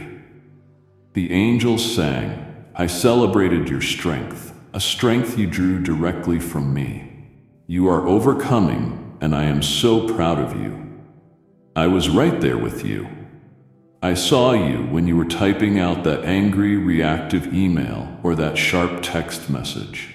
Your fingers were flying across the keyboard, trembling slightly, every single word sharpened with hurt and righteous indignation. You were so ready to send it, to get the last word, to prove your point and make them feel what you were feeling. And then you paused. You felt my gentle nudge, like a hand on your shoulder, a whisper of a better, higher way. You hovered over the send button, and then you deleted the entire message. You chose to respond with grace, or perhaps you chose the strength of silence. That, my beloved, was a victory of kingdom proportions. I saw that secret act of generosity you performed, the one you did without any thought of recognition or applause. You gave when it was a sacrifice for you. You helped when you were bone tired, and you told no one. You did it purely out of love. The world may not know, but I do. And I am broadcasting your love throughout the cosmos. I rejoiced when, after a long season of spiritual dryness, where you felt nothing but dust, you walked over to your Bible, blew the dust off the cover, and simply opened it. You may have only read a single verse, your eyes tired, but in that moment you turned your heart back toward me. That was a homecoming, and I threw a celebration in the heavens just for you. Please do not ever believe these hidden moments do not matter. Your faithfulness in these small, unseen things is a treasure in my kingdom. It is the true measure of your character. These are the victories that are shaping you, molding you, and building a foundation of faith that can withstand any storm that tries to knock you down. I see you. I see your effort, and I am so incredibly proud of you. I stand with you often as you gaze out of this window. It is your portal to the world, your vantage point on the small slice of life that passes by each day. I see what you see. The hurried pace of people rushing to work, their faces set with stress, the changing colors of the leaves on that tree you've watched for years, the way the rain streaks down the glass, distorting the view. I know your thoughts as you watch. Some days you look out with a deep longing to be a part of it all, to connect, to engage, to make your mark on that busy street. You see the world, and you want to run into it with open arms. On other days, I know you feel an overwhelming urge to pull the blinds tight, to shut out the noise, the chaos, the pain you see wandering the streets. You want to hide from a world that feels too harsh and too demanding. My child, I want you to know that I understand both the longing to engage and the desire to retreat. Both are valid, and I hold you in both states. But as you look out, I want to lift your perspective higher. That sunset that spills fiery color across the horizon, the one that makes you pause and wonder? I painted that for you. That intricate pattern of a snowflake resting on the glass? I designed it. The world you see outside this window is a tiny fraction of my creation, a small glimpse of my glory. You see the temporal, the immediate struggles. I see the eternal. You see a stranger passing by. I see a soul I love with a story, a purpose, and a deep need for me. You are looking through a small glass window. I am inviting you to look through the window of my eyes to see the world with my heart of compassion. I want to broaden your perspective beyond these four walls, beyond your immediate worries and plans, to see my grand eternal plan of redemption unfolding. But it does not stop there. My ultimate desire is not just for you to look out at the world, but for you to become a window yourself. I want to make your life a clear pane of glass through which my light, my love, and my hope can shine into the dark and broken places of the world. The peace you find with me in this room is not meant to be hoarded like gold. It is meant to be shared like bread. The comfort I give you is a gift you are to re-gift to others. So yes, look out your window, see the world, but then let me empower you to step out your door, carrying my presence within you, and become a beacon of my love to every person you meet. My child, within this room, your body has sometimes felt more like a prison than a home. I am acutely aware of every physical pain you endure here. I know the chronic ache that is your constant, unwelcome companion. I know the sharp, sudden pain that takes your breath away and makes you grip the furniture. I know the exhaustion from an illness that drains your strength and clouds your mind like a heavy fog. I have sat with you through the long, lonely hours of the night when pain made sleep impossible and the clock seemed to stand still. I have watched you struggle just to get out of bed in the morning, your body protesting every move. In those moments, it is so easy to feel that you have been forgotten, that your prayers for relief have bounced off the ceiling. You have cried out to God asking if I see this, if I care. Oh, my beloved, not only do I see, I feel it with you. My heart aches with a divine empathy for your suffering. Please do not think your pain is a punishment or a sign of my displeasure. My son Jesus was called a man of sorrows, acquainted with the deepest grief. He knew physical agony, the crown of thorns, the lashes on his back, the nails in his hands and feet. He took on the frailty and brokenness of the human body. He bore your infirmities. He carried your sicknesses so that you would never have to suffer alone. I am Jehovah Rapha, the Lord who heals you. It is not just a name, it is the essence of my character. Sometimes I bring miraculous healing on this earth, and the sickness vanishes in an instant. At other times, the healing is a gradual process through the hands of doctors and the gift of medicine. And sometimes, my child, the deepest healing I offer in this life is the supernatural grace to endure, a strength that is not your own that carries you through the pain. This is a profound mystery, but trust me, your suffering is not without purpose. In your weakness, my power is made perfect.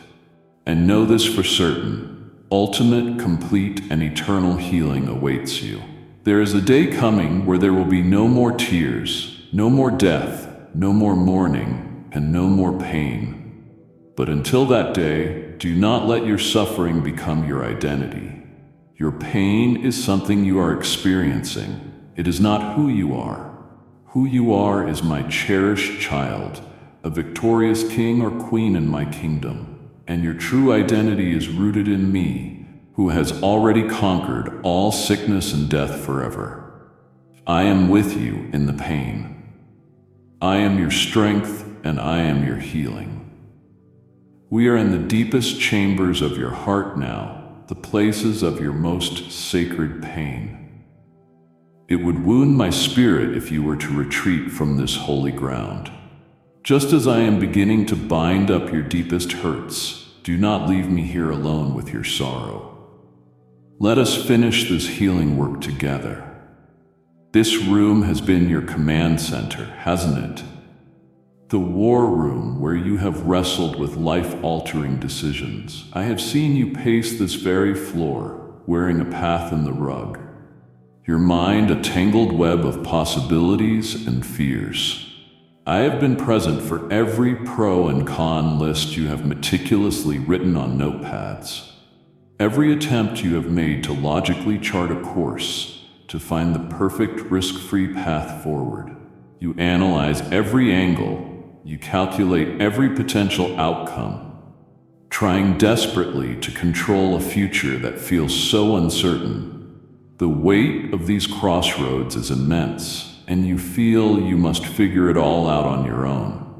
You believe the right choice will lead to happiness, and the wrong choice will lead to disaster, and the pressure of that is paralyzing. In the midst of your frantic calculations, I have heard your prayers. You ask me to just tell you what to do, to show you a clear sign, to write it in the sky. You long for an unmistakable booming voice from heaven, a divine instruction manual that lays out every step. You want certainty in a world of variables. But my child, listen closely.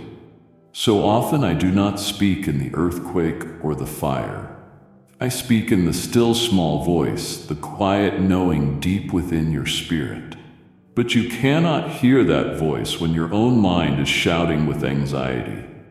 The instruction I gave to the psalmist is my instruction for you now. Be still and know that I am God. That is not a passive suggestion. It is a direct command and the key to your breakthrough. I am asking you to stop the frantic striving. Be still. Quiet your own anxious thoughts. Cease your attempts to control every outcome. Stop leaning on your own limited understanding, and with all your heart trust me. It is an act of profound courage to release your grip. I am not asking you to be irresponsible. I am asking you to do your part and then to surrender the outcome to me. You may not see the entire journey ahead. In fact, I rarely show anyone the full path. I am not a GPS that gives you turn-by-turn directions for the next 10 years. I am a lamp for your feet and a light for your path. I will give you enough light for the next step. So take that step in faith, even if the staircase ahead is shrouded in mist. Do not be afraid of making a mistake. Your entire journey is held safely in my loving hands. Even a misstep can be redeemed and woven into my perfect plan. Trust me, be still and let me lead. Even when your body is still and your conscious mind is at rest, I am with you. I am the watchful guardian who sits beside you as you sleep. And I journey with you into the landscape of your dreams. In that unfiltered world where your subconscious speaks, I am there. I know the dreams that are jumbled and nonsensical, born from the remnants of your busy day. But I also know the dreams that are more. I know the aspirations and ambitions that surface when your defenses are down. That recurring dream you have, the one where you are standing before a crowd, or creating something beautiful, or living a life of peace and purpose, do not be so quick to dismiss it as mere fantasy. Often these dreams are the language of the soul, a glimpse into the deepest desires I myself have placed within your heart. I am the giver of divine dreams and the one true interpreter of their meaning. The world offers books and theories to explain them, but only I know the specific message I am sending to you. You often wake from such a dream with a feeling of longing, followed quickly by a wave of discouragement. You look at your grand dream and then you look at your current reality, and the distance between them feels like an impassable canyon. You see your limitations, your lack of resources, your past failures, and you think it's impossible. That is the voice of human reasoning, but it is not the voice of divine truth. I want you to entrust your dreams to me. Bring them to me in the morning light and lay them at my feet. The desires I have placed in your heart are not meant to taunt you. They are meant to guide you. They align with my celestial purpose for your life. Your part is to cherish them and move towards them in faith. My part is to do what you cannot, for I can do exceedingly, abundantly more than all you could ever ask or even imagine. The dream I have for you is even bigger and more beautiful than the one you have for yourself. But you must also learn discernment, and I will teach you. Not every dream that enters your mind is from me, my child. Some dreams are born from your anxieties, painting pictures of the very things you fear. Others are born from your pride or your selfish desires. Come to me, ask me for wisdom. I will give you the spiritual discernment to distinguish between a holy ambition from heaven and a distracting desire from your own flesh or from the enemy. Let us talk about your dreams. Tell me what they are. Together we will uncover the ones that are from me, and together we will see them come to pass.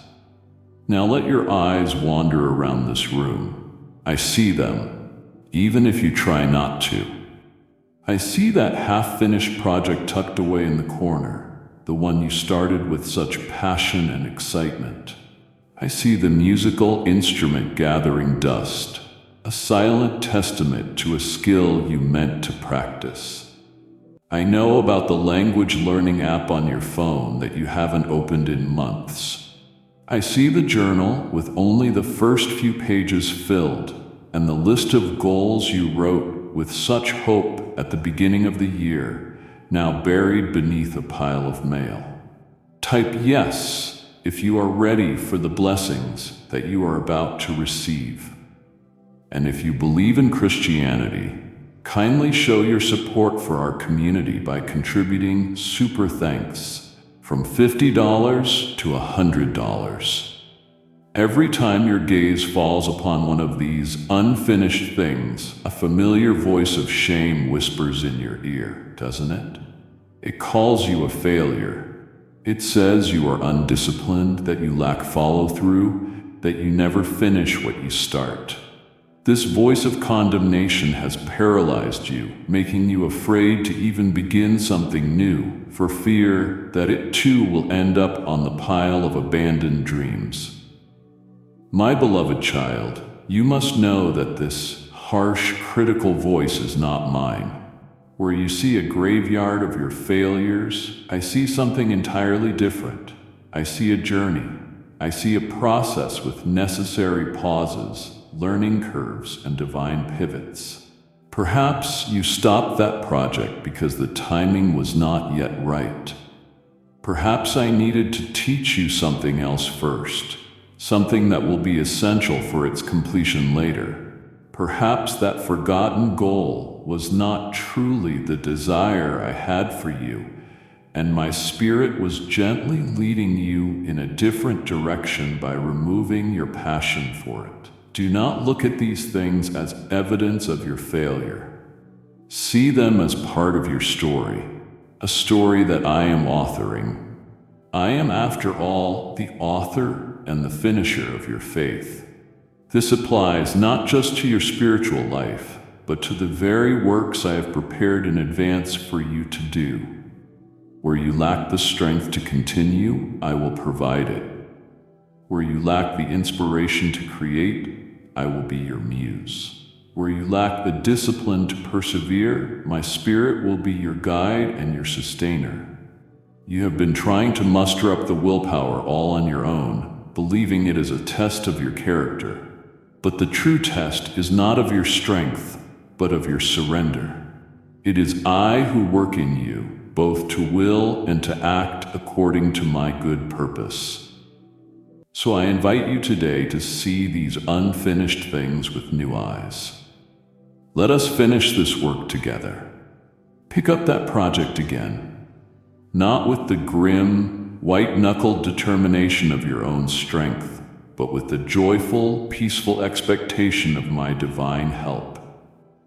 My timing is always perfect, and perhaps the perfect time to begin again is now. Even when this room is filled with your favorite things, with music playing and lights on, there are moments when it feels cavernously empty, aren't there? I am talking about an emptiness that has nothing to do with the physical space.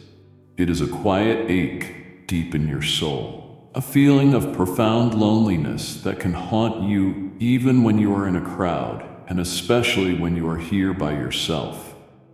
It is a sense that something vital is missing.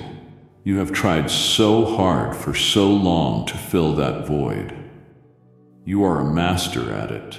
You fill it with the noise and distraction of television, scrolling through hours of content to keep the silence at bay. You fill it with work, believing that the next achievement or promotion will finally make you feel whole.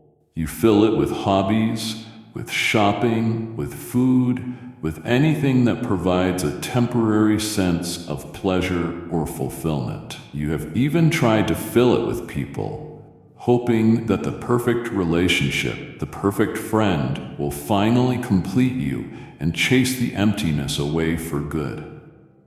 But it never works, does it? The pleasure fades. The achievement feels hollow. The person lets you down, and the ache always returns, sometimes even stronger than before. My beloved, I want to tell you the secret of this sacred emptiness. The reason you have failed to fill it is because it is not meant to be filled by anything in this world. I know this because I am the one who created it. I designed your heart with a God-shaped space, a holy vacuum that only I can occupy. It is an infinite need that can only be satisfied by my infinite love. Trying to fill it with finite things, possessions, experiences, even other people, is like trying to fill the vastness of the Grand Canyon with a single bucket of sand. It is a futile and exhausting task. I see how weary you have become from this endless, fruitless search, and so I am giving you the invitation your soul has been longing to hear. Stop striving, stop searching, stop trying to numb the ache. Turn to me. Come all you who are weary and heavy laden with the burden of your own insufficiency, and I will give you rest for your souls. The profound peace, the deep sense of belonging, the feeling of being completely and utterly whole that you have been chasing your entire life is not found out there. It is found in here, in me. In this very room, at this very moment, you can surrender your exhausting search. Let me fill that empty space. Let my love pour in and finally make you whole. I am with you in the dramatic moments of your life, in the great victories and the deep sorrows, but I am also with you in the moments in between. I am present in your boredom. I know that feeling that descends on a quiet afternoon when the errands are done, the work is finished, and there is nothing demanding your immediate attention. It is a feeling of restlessness, of being uninspired. You pace this room, picking things up and putting them down, feeling like you are waiting for something to happen, but you don't know what. You call this boredom, and you see it as a negative state. An empty, wasted period of time that must be escaped as quickly as possible. Your immediate instinct is to fill the void. You reach for your phone, you turn on the television, you search for any distraction that will make the feeling go away. The modern world has taught you to fear the quiet, to despise the mundane. But my child, I want to transform your understanding of these moments. What you call boredom, I call an invitation. In a world that is constantly screaming for your attention with endless notifications and demands, a moment of unscheduled quiet is a rare and precious gift. It is a space that I have intentionally cleared in your life so that you might have the opportunity to go deeper with me. The noise of your life has been momentarily silenced. Can you hear me now? I am asking you to resist the frantic urge to immediately fill the silence. The next time that restless, bored feeling comes upon you in this room, try something new. Do not reach for a distraction. Instead, simply sit. Sit in the quiet. Sit in the stillness. Acknowledge the restlessness, and then turn your heart toward me. Ask me what I am trying to say to you in this quiet moment. It is in these mundane, uneventful seasons, free from drama and distraction, that you can best hear my still, small voice. It is in the bars in between the notes of your busy life that the most beautiful melodies can be heard. I can take your monotony and turn it into a sacred meeting place. I can transform your restlessness into a holy attentiveness. Do not despise the quiet seasons of your life. Do not run from the gift of an empty moment. It is precisely in that emptiness that I am waiting to fill you with myself. I am revealing the very blueprint for your purpose, the divine map for your future. To turn away now is to willingly choose to wander in confusion. It disappoints me not with anger, but with a father's sorrow for a child who chooses a lesser path when a kingdom is being offered. Stay, for your true destiny is what we will speak of next. Every room has a unique fragrance, a scent composed of the person who lives there and the life that is lived within its walls. I am aware of the scent of this room. It is uniquely yours. But there is another kind of aroma here, one that can only be perceived by the Spirit, and it is of far greater importance to me. In the Scriptures, the prayers of my people are described as rising to my throne like sweet, fragrant incense. When you speak to me from a sincere and humble heart, as you are doing now by simply listening, your words release a holy aroma that fills this space and brings me great delight. When you perform an act of love, when you choose forgiveness over bitterness, when you serve someone without expecting anything in return, these actions release a pleasing fragrance, a spiritual scent that is precious to me. My ultimate desire, my beloved, is for your entire life to become a fragrance of Christ to a world that is suffocating in the stench of hopelessness and decay. I want people to encounter you and to sense something different, something pure, something life-giving, the very aroma of my presence. So I ask you, what is the spiritual scent of this room today? Let this be a place where the scent of holiness lingers long after you have left. For that to happen, we must be honest about anything that smells foul in the eyes of heaven, a hidden habit you are ashamed of, a secret resentment you are nursing in your heart, an unconfessed sin. These things, my child, create a spiritual stench. They grieve my Holy Spirit and pollute the atmosphere of this sacred space. You have become so used to the smell that you may not even notice it anymore. But it is a barrier between us, a foul odor that hinders true intimacy. I am not pointing this out to shame you. I am revealing it because I want to cleanse you. I want to remove the source of the odor. I invite you now, in the safety of my presence, to confess whatever it is that is polluting your spirit. Bring it into the light. Confession is the act of agreeing with me that the thing is foul and needs to be removed. As you confess, the cleansing power of my forgiveness washes not only your heart, but this very room, removing the stain and the stench. Let us clear the air together, so that only the pure, sweet aroma of grace, peace, and my holy presence remains.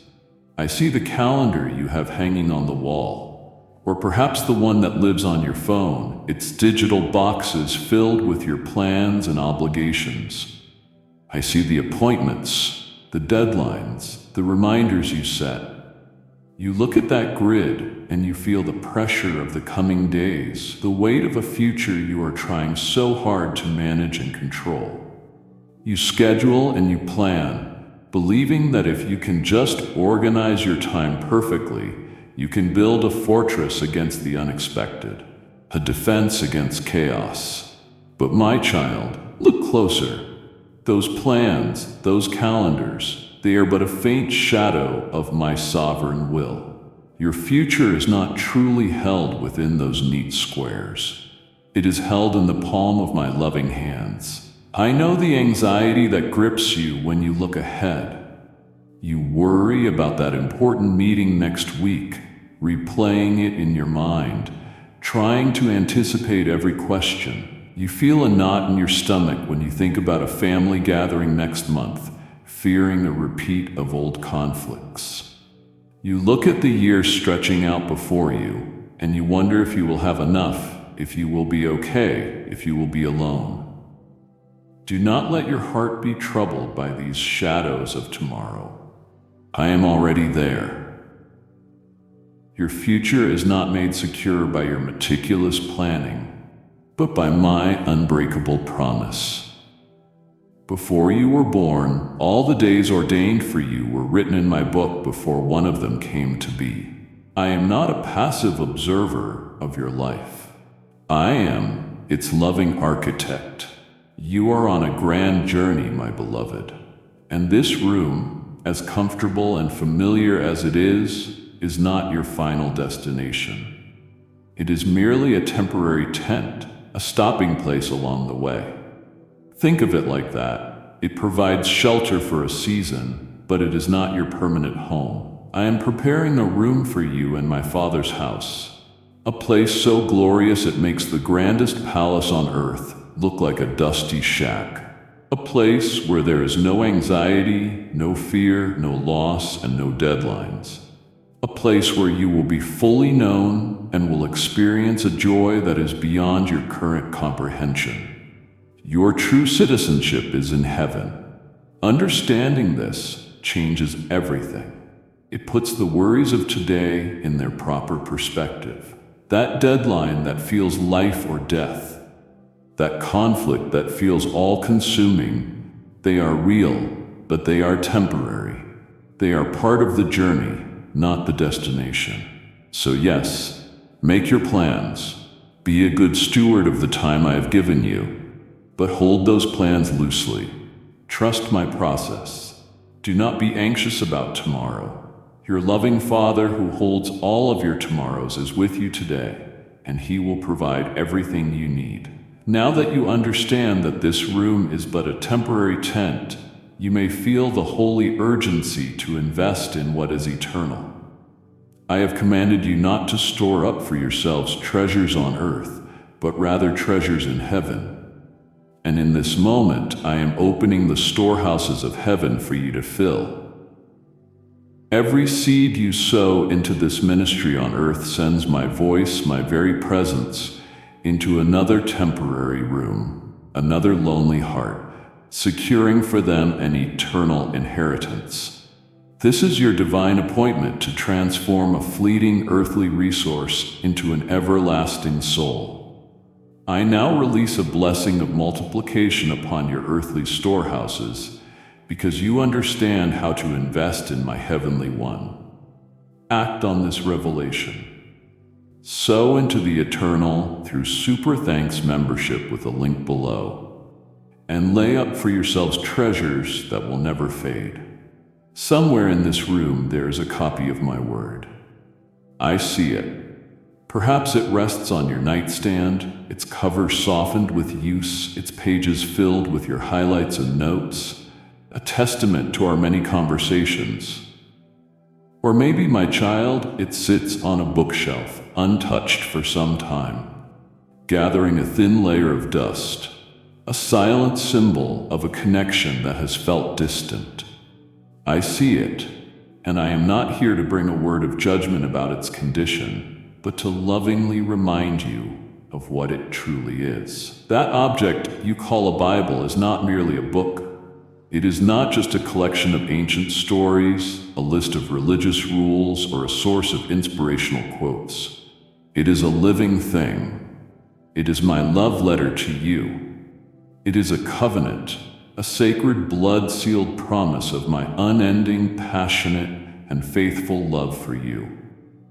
Within its pages is the epic story of how far I will go and have already gone to rescue you, to redeem you, and to have a deep, intimate relationship with you. You tell me you long to hear my voice, that you wish I would give you clear guidance for your life. My beloved, my voice is waiting for you, captured in that very book.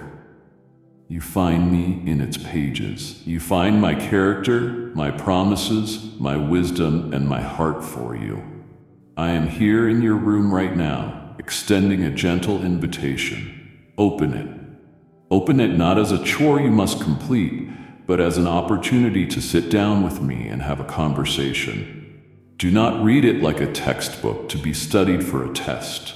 Read it with the expectation of meeting with me, the living God who loves you. When you read of my power, believe that same power is available to you. When you read of my comfort, receive that comfort for your specific anxieties. Every single one of the thousands of promises in that book finds its ultimate fulfillment in my Son Jesus. And in Him, their answer to you is always yes. The promise of strength when you feel weak? Yes. The promise of peace when you are in turmoil? Yes. The promise of wisdom when you're confused and at a crossroads? Yes. Of hope in dark times? Yes. They are all yours. So let my word be what you reach for in the morning before your phone. Let it be the last thing you see at night. Let it be a lamp for your feet and a light for your path, illuminating your next step, beginning right here in the holy sanctuary of your room. This room has been a silent witness to your deepest relational pains. It has absorbed the tears you have cried over words that were said and words that were left unsaid. I have sat here with you in the aftermath of a painful phone call, watching as you stared at the wall, feeling misunderstood and alone. I have seen you pace this floor, analyzing a conversation with a friend, trying to decipher every nuance, wondering what you did wrong to create such a distance between you. This room has held your weeping over the fracture in your family. A conflict that seems so entrenched and hopeless that reconciliation feels impossible.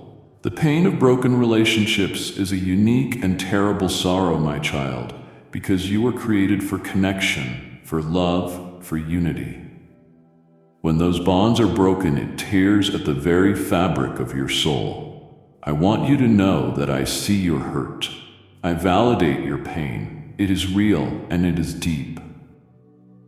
But I am not just a sympathetic observer of your pain. I am the great reconciler. My entire mission, culminating in the cross, was about reconciling a broken relationship between God and humanity. I am the expert in mending what has been shattered. I can build a bridge across the widest chasms of bitterness and misunderstanding. But my work in your relationships requires your participation. It begins with a difficult, supernatural act. I am calling you to love those who have hurt you. I am calling you to forgive them. I know as you hear this, your heart may scream impossible. You feel I don't know what they did. Oh, but I do. And the love and forgiveness I am asking you to extend is not a feeling you have to muster up. It is a choice you make empowered by my Spirit. I am not asking you to do anything I have not first done for you. I loved you when you were my enemy. I forgave you for a debt so massive you could never repay it. My grace, the grace you have received, is the powerful glue that can repair the most broken bonds in your own life. You cannot change another person's heart. You cannot force an apology or manufacture reconciliation. That is my job. Your job is to surrender the situation to me and trust that broken relationship into my hands. Release your right to be angry. Let go of your bitterness, which is only poisoning you. Pray for them. And then let me begin my work of reconciliation, in my time and in my way. A work that may begin, surprisingly, in the healing of your own heart. For all this time, we have been speaking here in your room. I have been more than a companion, more than a comforter. I have been here with a divine purpose. I do not just want to visit your life. I want to inhabit it. I am not here merely to observe your struggles. I am here to reign over them. My child, look around you. This room, your heart, your work, your relationships, your future, this entire life of yours is the kingdom I wish to rule. Not with the iron fist of a tyrant, but with the gentle, loving hand of a benevolent king. And so today, in this sacred space, I am extending to you the most important invitation you will ever receive. It is the invitation to surrender. I know that word may frighten you. In your world, surrender means to lose, to give up, to be defeated. You have spent your whole life fighting for control, believing that your safety and happiness depend on your ability to manage every outcome. The thought of letting go feels like the ultimate risk. But with me, surrender is the opposite of defeat. It is the beginning of your greatest victory. True freedom is not found in the exhausting white-knuckled grip of control. Look how anxious and tired it has made you. True profound freedom is found only in a joyful, trusting submission to your loving Creator, the one who knows you perfectly, loves you infinitely, and has a flawless plan for your good. So, what does this surrender look like? It means you surrender your frantic plans to control the future. You surrender your crippling fears that keep you awake at night. You surrender your stubborn will, your deep-seated insistence that you know what is best for you. It is a conscious choice to stop fighting. It is the act of opening your clenched fists and turning your palms toward heaven in a posture of release. Imagine right here in the center of your room, an invisible cross is standing. The cross is where I took all of your striving, all of your sin, all of your burdens. I am asking you now in your heart to walk over to it one by one. Take the heavy burdens you are carrying, the worry about your finances, the pain of that broken relationship, the fear of failure, and lay them down at the foot of that cross. The weight is too much for you. It is crushing you. Let me take it. This is the great exchange. You give me your burdens, and I give you my peace. So I ask you directly, and with all the love in my being, will you make me the Lord of this room? And more than that, will you finally fully make me the Lord of your life? I have just laid before you the invitation to surrender, the key to your total freedom. To hear this and then walk away would break my heart like a groom left waiting at the altar. I'm offering you everything. Do not dishonor such a profound gift by becoming distracted. Now stay with me. Let me show you the glory that follows your yes. You have been taught perhaps that to truly encounter me, you must enter a special building, a church, a cathedral, a place with stained glass windows and reverent silence. These places can be wonderful and holy, and I meet my people there.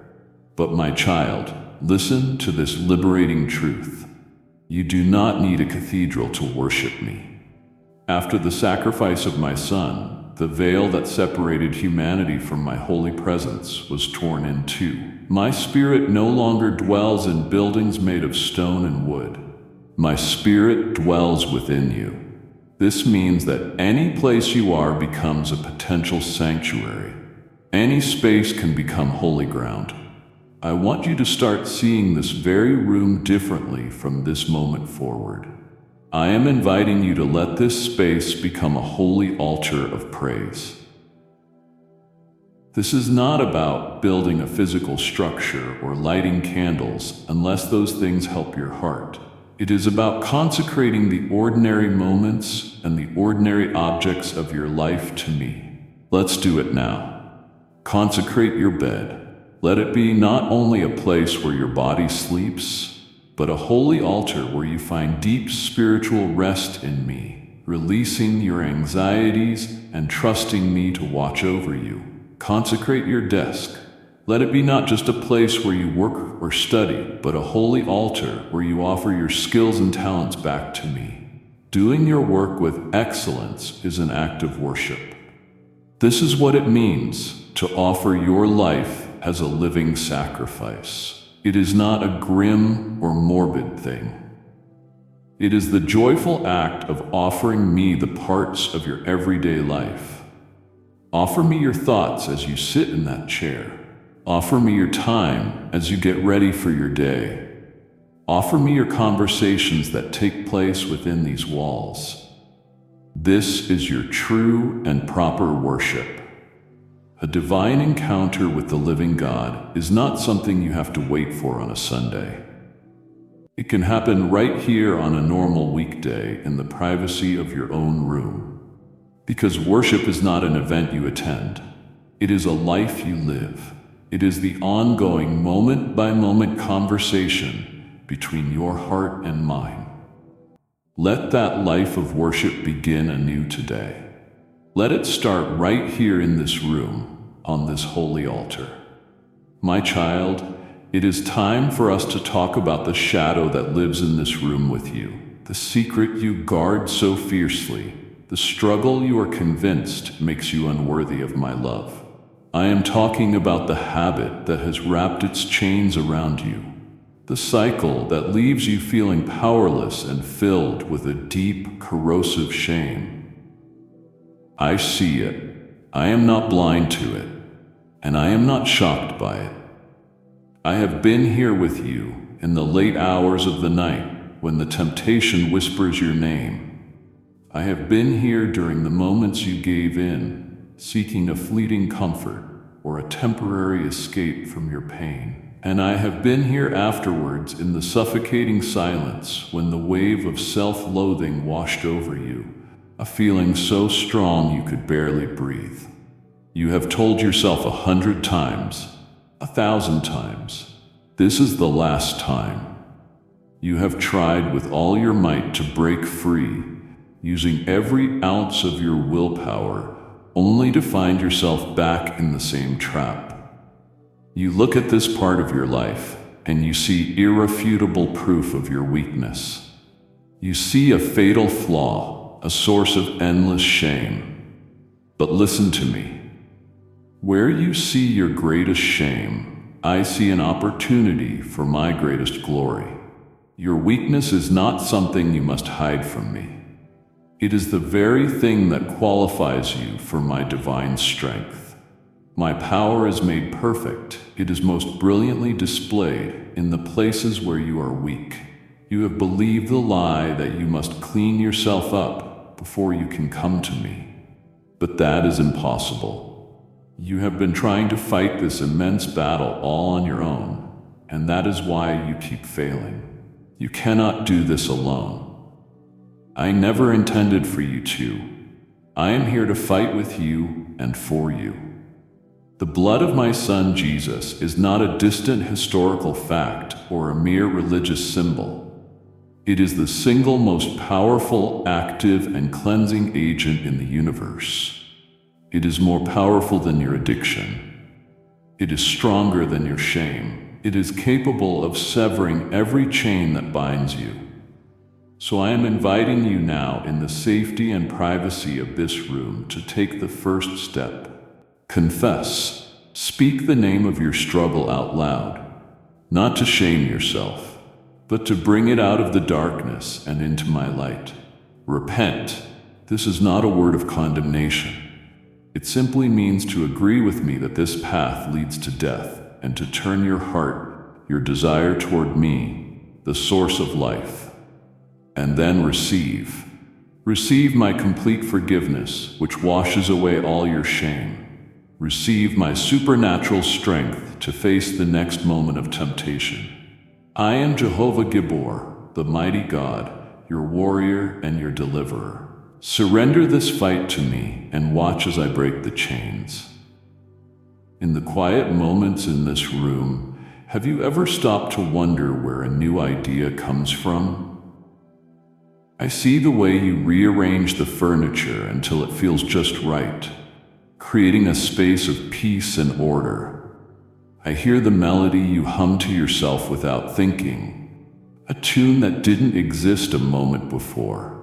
I see the innovative solution you came up with for that complex problem at work, the one that made you see everything in a new light. I see the words you write, the pictures you draw, the way you combine flavors when you cook. Where do you think these creative impulses come from? You might think they are just random thoughts, but they are not. They are echoes of my own nature placed deep within your soul. That impulse to create, to bring something new into existence, to bring beauty out of plainness and order out of chaos, that is a direct reflection of who I am. I am the ultimate creator. I spoke and light fractured the darkness. I imagined and galaxies swirled into being. I formed and a world teeming with intricate life and breathtaking beauty came to be. And then in my greatest act of creation, I made you. And the scripture is clear. I made you in my own image. This is a truth so profound it should make you tremble with wonder. It means I have placed a spark of my own divine creative fire within you. You have bought the world's lie that creativity belongs only to a special class of people, called artists or musicians or writers. You look at your own life, your ordinary job, your daily routines, and you say, "But I'm not creative." My child, that is not true. Your creativity may not look like a painting in a museum, but it is there. The way you thoughtfully encourage a friend who is hurting is a creative act of healing. The way you find a way to make your budget work is a creative act of stewardship. The way you bring joy and laughter into a tense situation is a creative act of peacemaking. Do not despise the gifts I have given you. Do not bury your talents out of fear or comparison.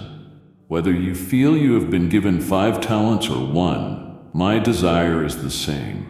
Use what I have given you. Use your unique gifts to bring more beauty, more truth, and more hope into a world that is starving for them. Let this room be more than just a place to sleep. Let it become your workshop, your studio, your laboratory. What new thing can we co-create together today? You and I. I want you to travel back with me for a moment. Let's leave the present anxieties and worries behind and return to a sacred memory. Can you remember it? Can you remember the moment you first truly, consciously invited me into your heart? For some, it is a dramatic memory, a tearful crisis, a moment of hitting rock bottom. For others, it was a quiet dawning, a gentle realization. Perhaps it even happened right here in this very room in the stillness of the night. The specific circumstances do not matter. Close your eyes and try to remember the feeling. Do you remember the profound sense of relief, as if a weight you had been carrying your entire life was suddenly lifted? Do you remember the feeling of peace? The sense of finally coming home after a long and weary journey? You may have thought you were alone when you whispered that simple, trembling prayer of surrender, but I was there leaning in, listening with all the attention of heaven. And in the instant you said yes, a celebration erupted in the spiritual realm that was louder and more joyous than any party on earth. The angels sang, not just for a soul being saved, but for your soul being saved. Now open your eyes. Look around this room.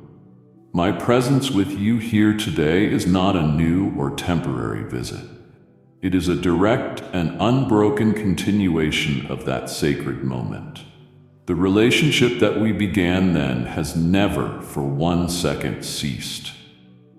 I know there have been times you have felt distant from me. There have been seasons when you have wandered, when your heart has grown cold, when you have chased after other things.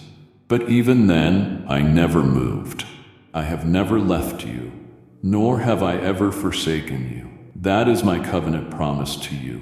Perhaps as you sit here now, the memory of that first love feels faint. The fire that once burned so brightly may feel like it has dwindled to just a few glowing embers. You may look at your struggles and your failures and think, "I've lost it. I'm not the same person I was then." My child, you are right in one sense. You are not the same. You have been tested, but you have not lost my love or my grace.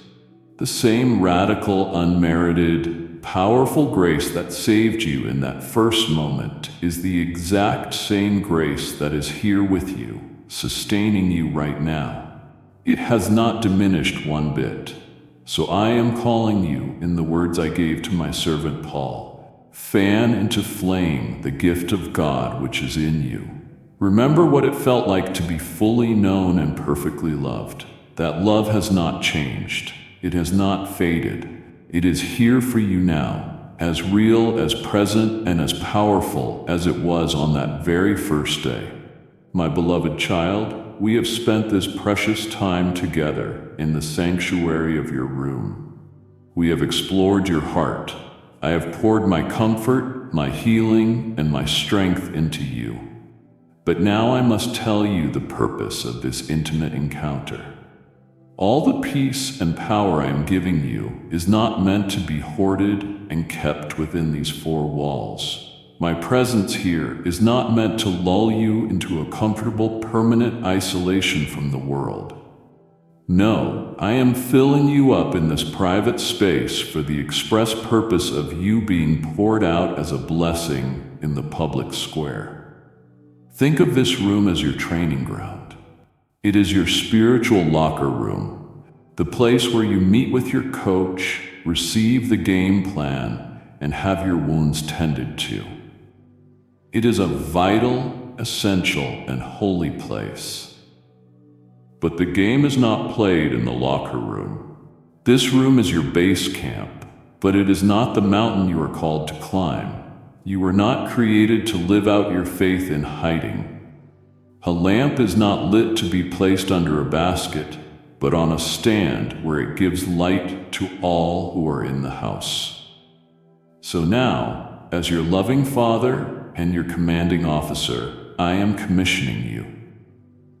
Just as I once stood on a mountain in Galilee and told my disciples, "Go into all the world," I am now standing with you in this room and giving you the same great commission. It may not mean traveling to a foreign land. It means walking out your front door. A world right outside your window is in turmoil. It is filled with your colleagues, your neighbors, and your family members who are drowning in anxiety, starving for hope, and crippled by fear. I am asking you to take the profound peace you have found here with me and to carry it into those places of turmoil. I am asking you to be my hands offering a practical word of help to someone in need. I am asking you to be my feet walking across the room to sit with someone who is lonely.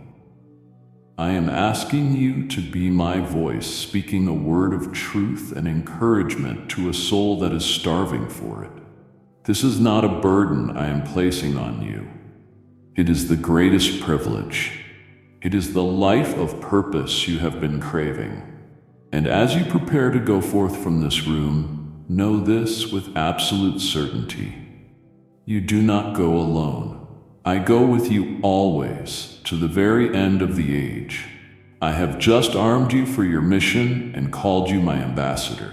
To stop listening now would be like a soldier abandoning his post right before the final victory is won. It would grieve my heart to see you accept my armor, but refuse my final empowering instructions. Stay until the very end. Your complete victory depends on it. My child, after all that we have discussed in this room, your hidden victories, your secret struggles, your deepest fears, and your greatest dreams, I need to bring you back to the single most important truth upon which everything else is built. If you hear nothing else I say, hear this. My love for you is completely, totally, and utterly unconditional. It is not a fragile thing that depends on your behavior. My love for you does not increase when you are good, and it does not decrease when you fail. It is constant, perfect, and eternal. My love does not depend on the cleanliness of this room, and it most certainly does not depend on the cleanliness of your life. I was here loving you before you even knew my name. I was here loving you on your best day. That day when your faith felt strong, your heart was full of kindness, and everything you did seemed to be right. I was here, and my love for you was a boundless ocean. And I was here loving you on your worst day, the day when you were filled with anger and selfishness, the day you made that mistake you are still so ashamed of, the day you gave into the temptation and your heart was filled with despair. I was here on that day too, and my love for you was a boundless ocean. Are you hearing me, my beloved? Nothing you can ever do will make me love you more, because I already love you with a perfect love. And absolutely nothing you can ever do will make me love you less. My love is not a reward for your good performance. It is a free gift born from my very character. It is who I am. The sun does not shine because the earth is good. The sun shines because it is its nature to shine. I love you because it is my very nature to love. I am calling you today to stop striving to earn a love that is already yours. Stop punishing yourself for your failures, believing they have disqualified you from my affection. I am inviting you to simply rest in this truth. Let this be the solid rock foundation upon which you build your entire life. When you succeed, you can celebrate not because you have earned my love, but because you are living out your identity as my beloved child. When you fail, you can receive my grace and get back up, not because you fear losing my love, but because you know it is secure. Your circumstances do not define you. Your performance does not define you. My unconditional love for you is what defines you. You are my beloved child in whom I am well pleased, not because of what you have done, but simply because of who you are. Mine. Look back for a moment, not with regret, but with new eyes. Think of the story that has unfolded within these walls. Remember that season of unexpected joy when your heart felt so full and light you thought it might burst? It felt like a gift that came out of nowhere. And remember that season of sudden, devastating sorrow when the floor fell out from under you, and the pain was so intense you could not imagine ever feeling happy again. It felt like a cruel, random blow. From your perspective here on the ground, your life can feel like a series of disconnected events, a chaotic mix of good fortune and bad luck, of happy accidents and tragic twists of fate. You try to make sense of it, to find a pattern, but it often looks like a tangled, meaningless mess. You have wondered if there's any point to it all, if anyone is truly in control. My child, I want you to lean in and hear this profound truth. What looks like chaos to you is a divine composition to me. I am the master weaver, and I am sitting at the great loom of your life. Every event you have experienced, every person you have met, every joy that made you sing, and every sorrow that brought you to your knees, each one is a single thread. You, my beloved, are standing on the underside of the tapestry. All you can see is a chaotic jumble of knots, loose ends, and threads that seem to go nowhere. You see colors that clash and patterns that make no sense. From your vantage point, the work looks messy, confusing, and perhaps even ugly. You cannot see the magnificent image that is emerging on the other side, but I see it. I have the master design. And I see the breathtaking picture your life is becoming. You look at the darkest threads with fear and regret, the thread of a painful loss, the thread of a past mistake you are so ashamed of, the thread of a deep suffering that you endured. You think these ugly, broken threads have ruined the entire tapestry. But in my hands, nothing is wasted. It is precisely these dark threads that I use to create the depth, the contrast, and the richness of the final masterpiece. The beauty of the final design would be impossible without them. I am redeeming every broken part of your story. So I ask you, will you trust my process? Will you trust me, the weaver? Even when you cannot see or understand the pattern, I promise you my plan for you is good. It is a plan to give you hope and a future. Your story, the one being written and witnessed within these walls, will ultimately become a magnificent tapestry that brings me glory and reveals my redemptive power and breathtaking love to the world. My precious child, as our conversation in this room draws to a close for now, I want you to understand the foundation upon which it is all built. It is no accident, no coincidence, that this is the 33rd part of our talk. For 33 years, my only son Jesus walked this dusty earth. Every step he took, every blind eye he opened, every leper he cleansed, every meal he shared with sinners, every word of truth he spoke, it was all for a single glorious purpose: to make this very moment, this intimate personal communion between you and me, possible. Before he came, a thick, heavy veil hung in the temple, a constant physical reminder of the separation between a holy God and a sinful humanity. It was a barrier that no one could pass. You were on one side and I was on the other. But on the cross, when he breathed his last and declared, "It is finished," that veil was not gently pulled aside. The scriptures say it was torn in two from the top to the bottom. That was my hand tearing it, making a thunderous declaration to all of creation that the separation is over. Because of his sacrifice, my holy presence is no longer confined to a building made of stone. I am now free to make my home in a temple of flesh and blood in you. My Holy Spirit has taken up residence within your very being. This is the miracle of the new covenant. And my presence here with you in this room at this very moment is a direct and personal fulfillment of my Son's final promise to his disciples. And surely I am with you always to the very end of the age. This is not a temporary visit. I am not a guest in your life who will pack up and leave when things get difficult. Our relationship is an eternal, abiding covenant sealed forever in the precious blood of my Son. So look around you. This room, this ordinary space, has become a sanctuary. Not because of its beautiful decorations or its perfect cleanliness, but because the living God resides within the person who inhabits it. You carry the Holy of Holies with you wherever you go. The same power that raised Christ from the dead now lives in you. So rest now, my beloved child. Rest. The striving to be good enough is over. The struggle to earn my love is over. The separation is over. Rest in the finished work of my Son. Rest in my unending presence and my unconditional love.